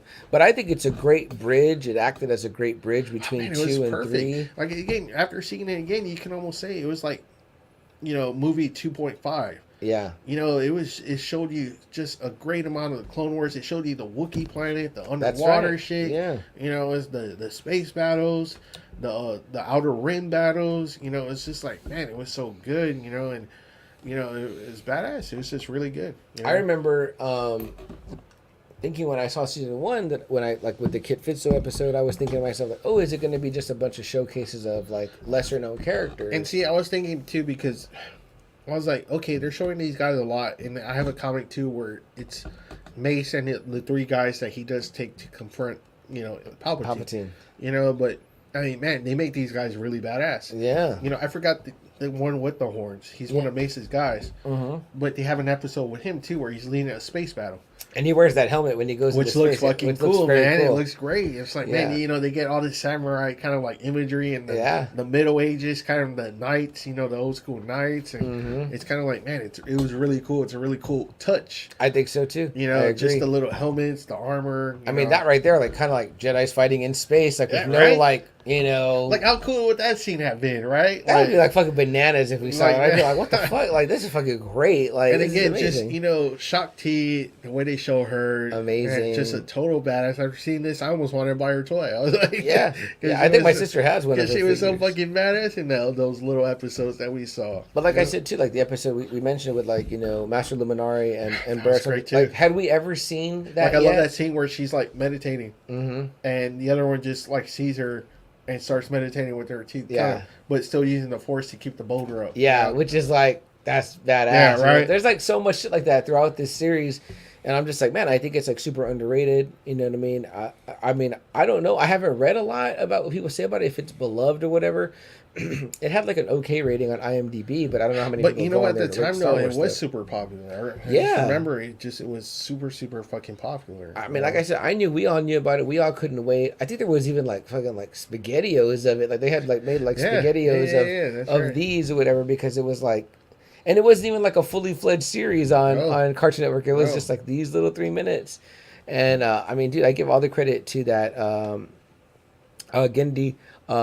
Tartakovsky, dude from Russia, you know what I mean? Like, that's pretty crazy, you know what I mean? Like, and obviously came here, made a name for himself, loved animation. He said he saw Comic Book Rack and it inspired him to draw stuff and want to do that kind of stuff. So I can imagine like getting tapped for Star Wars, and then again, guys, this isn't the time when Lucas owned it or whatever. We know that Disney has, taken certain liberties with stuff or whatever. You know what I mean? And I get they're trying to clean it up, and I get that. It's funny though. It's like they're cleaning it up, but yet they are bringing shit back, like Thrawn. Right. Yes. I mean, come on, Thrawn's a fucking way big throwback. Yeah. So fingers crossed that maybe some of this stuff gets to make it in, and all it takes is for someone to say like, it's like the battle when Master Windu faced the droid smash robot or whatever the hell it was called. It was like they'll be like, oh shit, that's canon now. All it takes is something to say something like that. Like I said, it showed their cool like use of the powers, the speed, you know, flying. Yes. I saw Dooku fly. Yeah. Like holy shit. You yeah. know? He's doing that shit, right? The strength. Gliding on the force. He's fucking, punching metal. Mace. He's fucking punching metal and destroying them. Using the force, to do it. In massive ways where they're like pushing, like lots of droids away. You know what I mean? It's great. Especially when him and Yoda, remember one of the stormtroopers like, the Jedi have Sector 4. Yeah. And you just see Yoda and Mace. They have that whole, which is kind of like what you want to see more, where you're like, oh man. And then when both of them use the Force, it's like, man, it sends like a whole tidal wave of the fucking droid army away. Because at certain times you're kind of like, man, like why wouldn't the Jedi alone be enough? But then it's like when you see that, you're like, oh, like they were doing a lot of heavy lifting. Let's see here. Candace, and I assume her husband, say they sent a lot of good stories to the extended universe, yet they have been cherry-picking stories and parts and adding them to canon. Yes, exactly. We've been loving that. It's much easier to show off the Force in animation versus live action. Well, the only time I've really seen them use a lot of it in the live action was when Darth Maul in the fight scene. Oh, right, yes. He uses a shitload of the Force in that battle. Like moving stuff and throwing it and stuff like that, for sure. Yeah, and obviously we won't talk about the it moment of this week's episode of Obi-Wan or whatever, which I'm sure you guys have seen by now. Again, we're going to address it next week, whatever, but there was definitely a display within there that has been being quite talked about, which we're definitely going to talk about next week. Again, Double A and I debated. We were like, do we do Star Wars and then do Star Wars again? We never done like back to back the same topic, but he was like, man, maybe this episode would be a great lead into that episode, which I mean, I couldn't agree more. You know what I mean? Yeah. Absolutely love what they've done with, the characters, thus far. And again, adding this in builds, to who they are. Yeah, and it shows you like, this whole different Obi-Wan too, the more confident general, the one that's just super in touch, super strong with the Force, that just can manipulate the Force, at a whim, Yeah, where he's just at his absolute peak. Still dealing with Anakin and telling him, be mindful, young one, calling him young one and telling him this, that, it's like, you're kind of like, okay. Yeah, he's like, you're not ready yet. Right. Right. But I do love that scene in the season 2 of this, where it's like, he's like, okay, now he fully gives his confidence to him, and not just because it's a time of war, and not just because he realizes it's like, he's gone through this, he's proven himself. You know what I mean? And you have the one Jedi Master that's like, what? We don't gonna not forgo tradition. And then they start to say like, oh, Palpatine's been pushing for this. And then I love when Mace jumps in and he's like, the Senate doesn't have anything to do with Jedi affairs. Like it's like, okay, cool. Like there's a little bit of, and he says it. The first thing Obi-Wan says is like, this is gonna create discussion. You know what I mean? Because you're gonna half feel this way, half feel the other way, which was exactly right. But it's just a great moment. Like to me, that moment is like, there's nothing that could not have been done live action with that. That would have been a great conversation to show being had. Let's see here. This is, regarding what I was referencing, they pulled the Force to leash that one. Yeah, which is exactly what I've been thinking of myself and reading and seeing. But damn, Double A, I feel like it was a quick show, and I feel like we kind of covered it pretty quickly. Yeah, because I mean, there's not that much. Yeah, it's a whole lot. But it's a tight 2.5 hours. But it's a really great cartoon, man. It just blew me away again when I saw it. It's on Disney Plus. I forgot what it's under though. What is it under? Let me check real quick. You have to like when I did it, I had to go all the way to the bottom of like the sector, the sections. I had to go all the fucking way down. So you go into Disney Plus, and then you click. It's like under Star Wars, like Legacy, or you click on Star Wars. You go past everything until you get to Star Wars Vintage. And once you're under Vintage, it's actually the last one in the corner. I'll show you guys a picture there real quick, but it's if you can see it with the right there. But it's Anakin there. That all the way. You have to go all the way, scroll all the way to the bottom. And they put that border around it, Vintage, which I mean, I guess means It looks like it looks like the action figure boxes, right? Yeah. That's what it looks like. Yeah.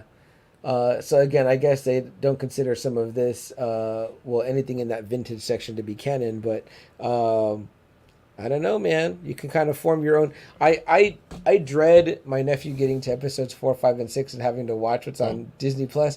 I have the video cassettes, and I truly want him to watch those because to me those are the true versions. You have to watch them like that, honestly. Yeah, it's just better. Yeah.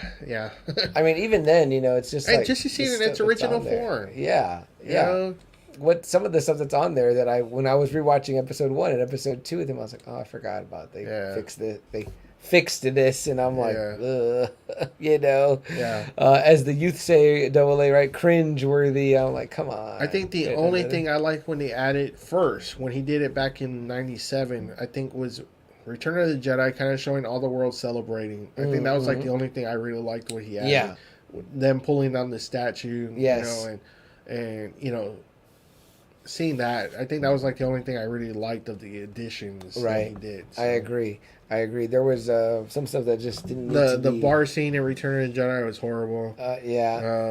You remember, right? The singing, the additional singing. I was kind of like, ugh, you don't really need it. You know what I mean? I watched it recently. I think I watched Return of the Jedi on Star Wars Day. That was like my treat myself to Star Wars on Star Wars. I was like, let me watch Return, and I got to that part, and I was like, whew, forgot about that. It's terrible. I was like, I didn't really need it. Ken is again says something shouldn't have been fixed and just left alone.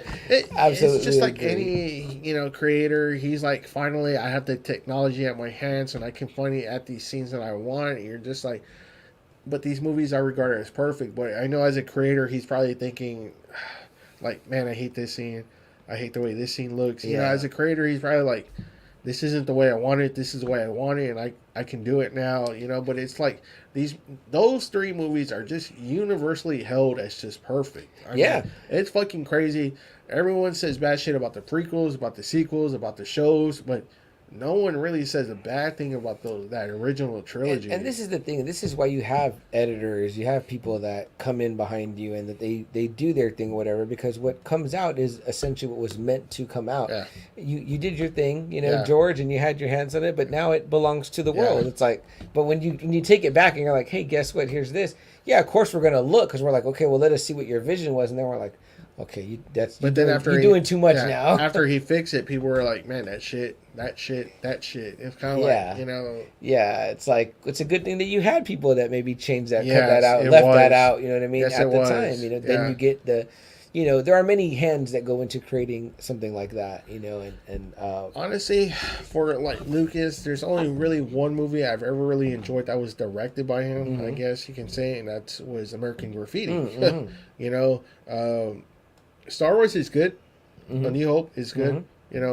Surprisingly. No. But I know I did see like a documentary where, Harrison Ford, there's a line where he says it and he's like, I can't say this shit. Yeah. Like you can write it, but I can't say it like that. Right. It's not going to come out. Right. Yeah, it's like even he knew. It was like Harrison Ford knew. It was like, no, this is fucking stupid. Yeah. And that's where you have actors that ad-lib and that improvise because, well, they're actors and they get a feel for the character. They know the timing and when to say things. It's like, again, you can write the famous scene too about when he's about to be frozen. Yeah. That Lucas originally wanted him to say "I love you too." Yes. And he was like, "No." Yeah, that's not what Han would say. Yeah, he was like, "I know." Right. Which for George should have been the very beginning of realizing that some people are grasping and getting these characters, a little bit more. You know what I mean? Great.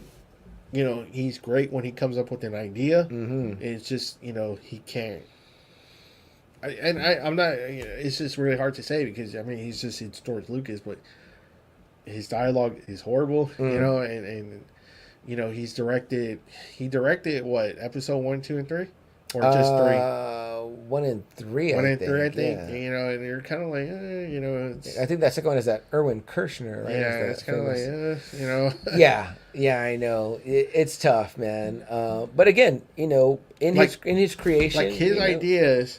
With Spielberg directing You know, Oh, gosh. you know, those Indiana Jones movies are fucking spectacular. That's the multiverse we dream of, right? Where Spielberg directed the Star Wars, and they're like, you know what? Even better. But you know what? The one he didn't do, Empire. Mm-hmm. You know, it's regarded as the greatest Star Wars movie. And I think in like a lot of people, it's just like all time great movie. And you know what? I didn't appreciate it until I saw it probably 20 years ago, where you know I was a little bit older, and I was just like, wow. This movie is really fucking good. Like, it's really, really good, you know? It's, like, got parts that are, like, dark and scary. Because, like I said, for a long time, like, Return was my favorite. Yeah. And it's just, I guess, you know, like you said, as you get older, it's kind of like, well, Empire, after you see him, it's kind of like, well, shit, Empire is, like, man, that's superior. I had to concede that, like, Jedi is superior. Yeah, Return is, like, my favorite in my heart, but Empire is the superior film. It's the better movie. No, but, you know, it's like I always tell you, you know, it's like, this one's my favorite, but the best one is this one in this trilogy. Yes, you know, agreed. I've always said that, you know, plenty of times. Although, you know, to me, that's like Empire and Jedi are like Godfather 1 and 2. It's like they're both really great. But you can see why Empire just tips that scale a little bit more. Yeah, you know? definitely. You get it. You absolutely get it. Let's see here. Candace says, Episode 5, best Star Wars ever. Yeah. And again, it's just really hard to disagree. I mean, it's so much better than Star Wars. Of all the things that Star Wars fans don't agree on, I think that might be one thing that the majority of them do. That's one movie I've never seen like gets toppled. You know, Episode 5. Yeah, and I would put that movie up there with movies like The Godfather 1 and 2. Yeah, for sure. Citizen Kane. They even say that. Shawshank. I don't know if you remember, but they even kind of like debate that in Scream Part 2. They're in the movie class, Jamie Kennedy, and they're saying how sequels aren't really better than the first one, and you're like Godfather Part 2, and then they say Empire, you know, and he says some bullshit like why Empire shouldn't be considered like a sequel or some shit like that. I don't remember. But, you know, they mentioned Godfather Part 2, and they mentioned Empire. That's like, funny. Yeah, that's funny. I mean, hey, that is definitely true. But yeah, again, from all we've said about George's creation or whatever, you know, George Lucas, you know, the creator, and that's what he is, and you know, we owe all Star Wars to him. Created this vast universe that you can just keep on adding to, or you can add new mythology to it. I mean, he left that there where you can fill in the blanks of what he did. Or you can go back and create your own timeline here or after, you know, before Skywalker or after Skywalker. Yeah. I mean, he left that all wide open. He did something so great, AA, right, that it inspired so many others to be like, can we take a crack at it? And that's when you get... And a lot of actors just want to be in a Star Wars movie just to say, I was in a Star Wars movie. Totally. You know? Absolutely. I would want to do that. I'd be a covered-up stormtrooper. I mean, there's that famous like clip of like Ewan McGregor getting to pick his lightsaber, you know? Yeah. When he first joined the cast in Episode 1, he's like, ooh, you know, cool. Which one can I get? You know? What an amazing feeling. And then to be that iconic character, right? Famously, too, right? Isn't Daniel Craig a stormtrooper in one of them? Yes, because he wanted to be in Star Wars. I mean, that means that he had to, like, show up on set, know that he was going to be, like, just dress me up. Like, cool. Like, let's do this. You know what I mean? Like, awesome. I think that's amazing. You know, Star Wars Tales, Garth Ennis did that famous story. You know what I mean? Like, the stormtrooper and what a story for him to choose to do that. That's right. We love Garth Ennis from Star Wars Tales. A bunch of great stories too, like this one that is no longer considered canon, unfortunately. And there's a bunch of great Star Wars Tales. That's a comic book that are great, interesting, insightful stories from the world of Star Wars. So, you know, again, it's in the Vintage Collection on Disney Plus. It's at the very bottom, at the very last one to pick. Like, they don't want you to start watching it, but we're bringing attention to here on Just Another Friday Night because we want you to go watch Star Wars and Clone Wars, the Clone Wars. This is going to be turning 20 years next year then. So, how crazy is that? Crazy. I expect a re-release then, some type of re-release. Right, and then Disney never missed opportunity to get a little cash out of it, right? A buck is to be made. You know what I mean? I might see there might be some new action figures coming out, so who knows? Revive the love and revive the conversation about something great. Don't you guys want to see Anakin get knighted? Him lose his Padawan braid? See C-3PO, you know, mention that he now has gold plating. See how General Grievous gets all wheezy and Revenge of the Sith. My brother didn't know all this time. I thought he had always knew how he got like that. He was like, he didn't know. So it was like the first time he saw it. He was like, "Oh, that's why he's like that." I was like, "Yeah, yeah."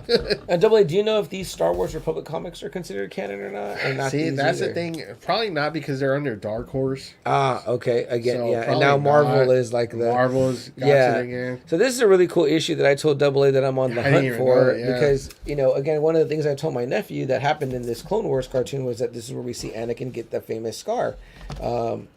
Which he actually doesn't have it on the cover of this one. Not in there, but he does have it because when Padme he's getting tattooed too. Yeah, it marks his fucking scar. Yeah, and Padme actually sees him because he goes into a battle. He comes back. He takes off. She touches it in the cartoon. There's no dialogue in that part, but in this comic book right here, it actually says this Star Wars Republic 71. It's Asajj that gives it to right him. here too, a Clone Wars comic. Yeah, which is another cool thing that happened that you're like, oh, it's like filling in gaps. Like, it's Dark Horse did a really good job on these issues. The art's amazing. Run. Yeah, it is. They did a really good job. I was so into it. I was so into everything Clone Wars. I wanted to know everything. I was buying the cartoons. I was buying the comics. I was buying the toys.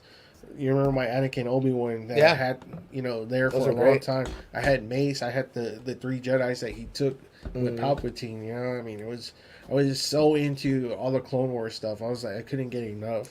And that's just it sometimes too. It's like I said, with all that knowledge, we still do. We're like searching our memory banks for like, is there? Did that ever happen? Did we ever see that? Do we ever see? I don't remember. You know what? Like in my mind right now, after having just watched this, I was like, what didn't overlay good that it couldn't have been canon? Like were there certain things? I don't know. I'm sure somebody could. I'm sure I could look up an article, and I probably will because it's gonna eat me away now. But I'll definitely will be like, I want to know what it was that made it like, oh, because this happens and they said this happens. So, but yeah, man, totally love the Clone Wars, and Clone Wars because this is not the Clone Wars; it's just Clone Wars, and highly recommend it. Anything else, Double A, that you care to add or bring up? Just watch it. Like you said, it's 2 hours, but it'll feel real quick. And it's the animation rocks, the sound effects rock. Just everything looks good. The stormtroopers are badass. The Jedis are extremely badass. So it's great. Grievous is, if you want to see what the whole, hoopla was about Grievous, you'll see it here in this cartoon. What a badass that he was, so. Absolutely. It was real cool. And if you're a fan of Ventress, you'll like her in these. Kind of like her first appearance in many ways. Yeah, so I love that too. Couldn't agree more with Double A. Absolutely love it. I had borrowed these from him years ago and held on to them for a couple of years. I didn't even remember. I was like, when he bought them back to me, I was like, oh shit. And I don't remember popping them in the DVD player or whatever, as I actually waited until it came out on Disney or whatever to rewatch. But they're hard to find now. I've tried to find copies, so hopefully maybe for the 20-year anniversary we'll get a re-release of some kind. Maybe then I'll be smart enough to pick one up. Facebook user says, rock on, bud. Facebook user, identify yourself. Don't forget to give us permission. StreamYard.com/Facebook. You can give StreamYard permission to use your name and show you here on show your name and picture here from your Facebook. So, but with that being said, Double A, man, felt like a quick one, like an episode of Clone Wars. Anything else you want to? Just again, guys, for all you fathers, uncles, grandpas, anyone that is a father figure to, whoever, son, daughter, grandchild, or whatever. Happy Father's Day. Yes, happy Father's Day to all you dads out there and dad figures. Happy Father's Day to my dad. Dad, I'll see you later. Also, we missed it, not intentionally, whatever. We always do something. We had something planned and it didn't go through, but happy late Memorial Day, honoring all those who lost their lives, defending our country. We salute you. We remember you. We know, I guess you're not supposed to say happy Memorial Day, but again, Memorial Day remembrance. For that, we did not forget Memorial Day. We had something specifically planned, really cool. I hope we'll get to do it next Memorial Day because I really love that idea. Or 4th of July. Yeah, or 4th of July. Or Veterans Day. Or Veterans Day. Double A comes up with some really great stuff. I think this idea would suit any one of those. But it would be really good. So we want you all to know remembrance for Memorial Day. We didn't like I said, think about it. And again, we got Juneteenth coming up. And happy 3-day weekend for whoever who has that. Yeah, and go check out our Juneteenth episode. We did a really cool episode, I think, about Juneteenth. Couple of seasons just like back. The pioneers. Yeah, a lot of good stuff in that episode. A lot of fun. A fun listen.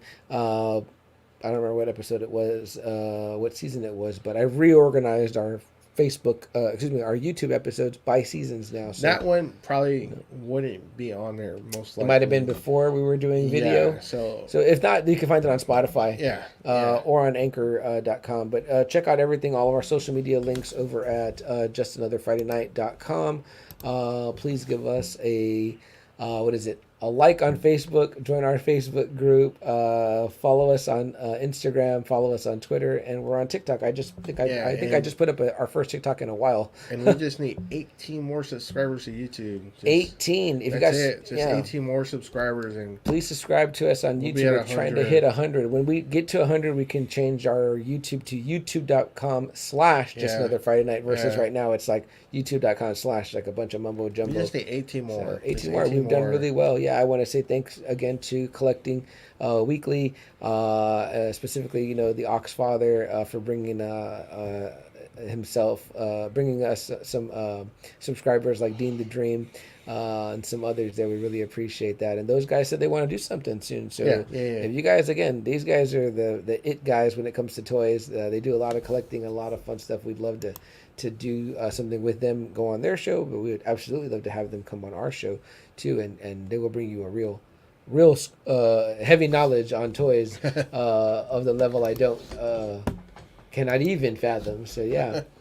But if there's nothing else, Double A, I guess we'll get on out of here. Well, let the Friday Nighters get their 3-day weekend started. My wife, all the Friday Night faithful. Yeah, she's probably missing you right now. Yeah, me too. And we got stuff early tomorrow as well. So hopefully we'll get some pictures posted from some of that cool stuff. But guys, we like to end every show with a little reminder, a little words of Jedi wisdom, we like to think. But guys, if there's something that you want to do, a hope, a dream, something that you wish to accomplish, do it now. Why wait? Seize the day, right? Obviously, Anakin Skywalker was one all about seizing the day, never waiting for his master to give him permission, even when he tells him he's going to take Dooku now. You know what I mean? Like, I'm going to take him now. And it cost him an arm. I'm not saying I want that to happen for you all, but... and then when he tried doing that with Obi-Wan, it cost him an arm and a leg. Yeah, not good. Not good. So, don't seize the day, but do it in such a way as though you're not going to fucking lose parts. lose body parts, yeah, for sure. And the other thing we'd like to say comes from, a man who we consider a friend of the podcast as well, Captain Steve Rogers, although he'd probably be unhappy about the language. But when he reminds us in Endgame, we got to do whatever it takes, so... For Anakin, he did do whatever it takes, even though it cost him an arm and a leg, and turning to the dark side. And his wife. In a sense, his kids in a way too. On Father's Day might not be the best message, but otherwise, not the best father. You know what we mean? Yeah. I won't give him Dad of the Year credit, although I'm a Vader sympathizer. So, what are you gonna do, right? Guys, do whatever it takes. Seize the day. Go watch Star Wars Clone Wars in the vintage section at the very end because it's so worth it and it's so much fun. It's definitely, I think, one of our favorite pieces of Star Wars. Yeah. Way up there. Loved watching it this time. We'll definitely watch it again. Probably me watching it for a little bit now because I'm like, ooh, that was really good. But yeah, guys, we already buried the lead. Next week, it's all Obi-Wan. There's no doubt it's going to end on Wednesday. We're going to watch it that day probably and be really, really ready to talk about it. So if you want to avoid spoilers next week on Friday night, do not watch the show then. Wait until you've seen all of Obi-Wan, and then we're going to talk about it. And any of you Star Wars fans that joined us tonight that want to talk about Obi-Wan next week, please, we welcome you to come back. We'd love to have you on here and talking Star Wars with us because, we don't know it all. We're not Wikipedia, so we don't know everything there is to know about Star Wars. We just know that we love it and we're huge fans. We put ourselves in the blue lightsaber light of Obi-Wan tonight, and we've got some comics in the back, Double A's personal collection, and these figures I have here, which if you're just listening to us on audio, you can see those on YouTube again, youtube.com. Search Just Another Friday Night, or go check us out on Spotify where our video shows as well. Other than that, that's it, guys. There's only one way to end a Star Wars episode, right, Double A? May the Force be with you. Have a good night, you guys. See you next week.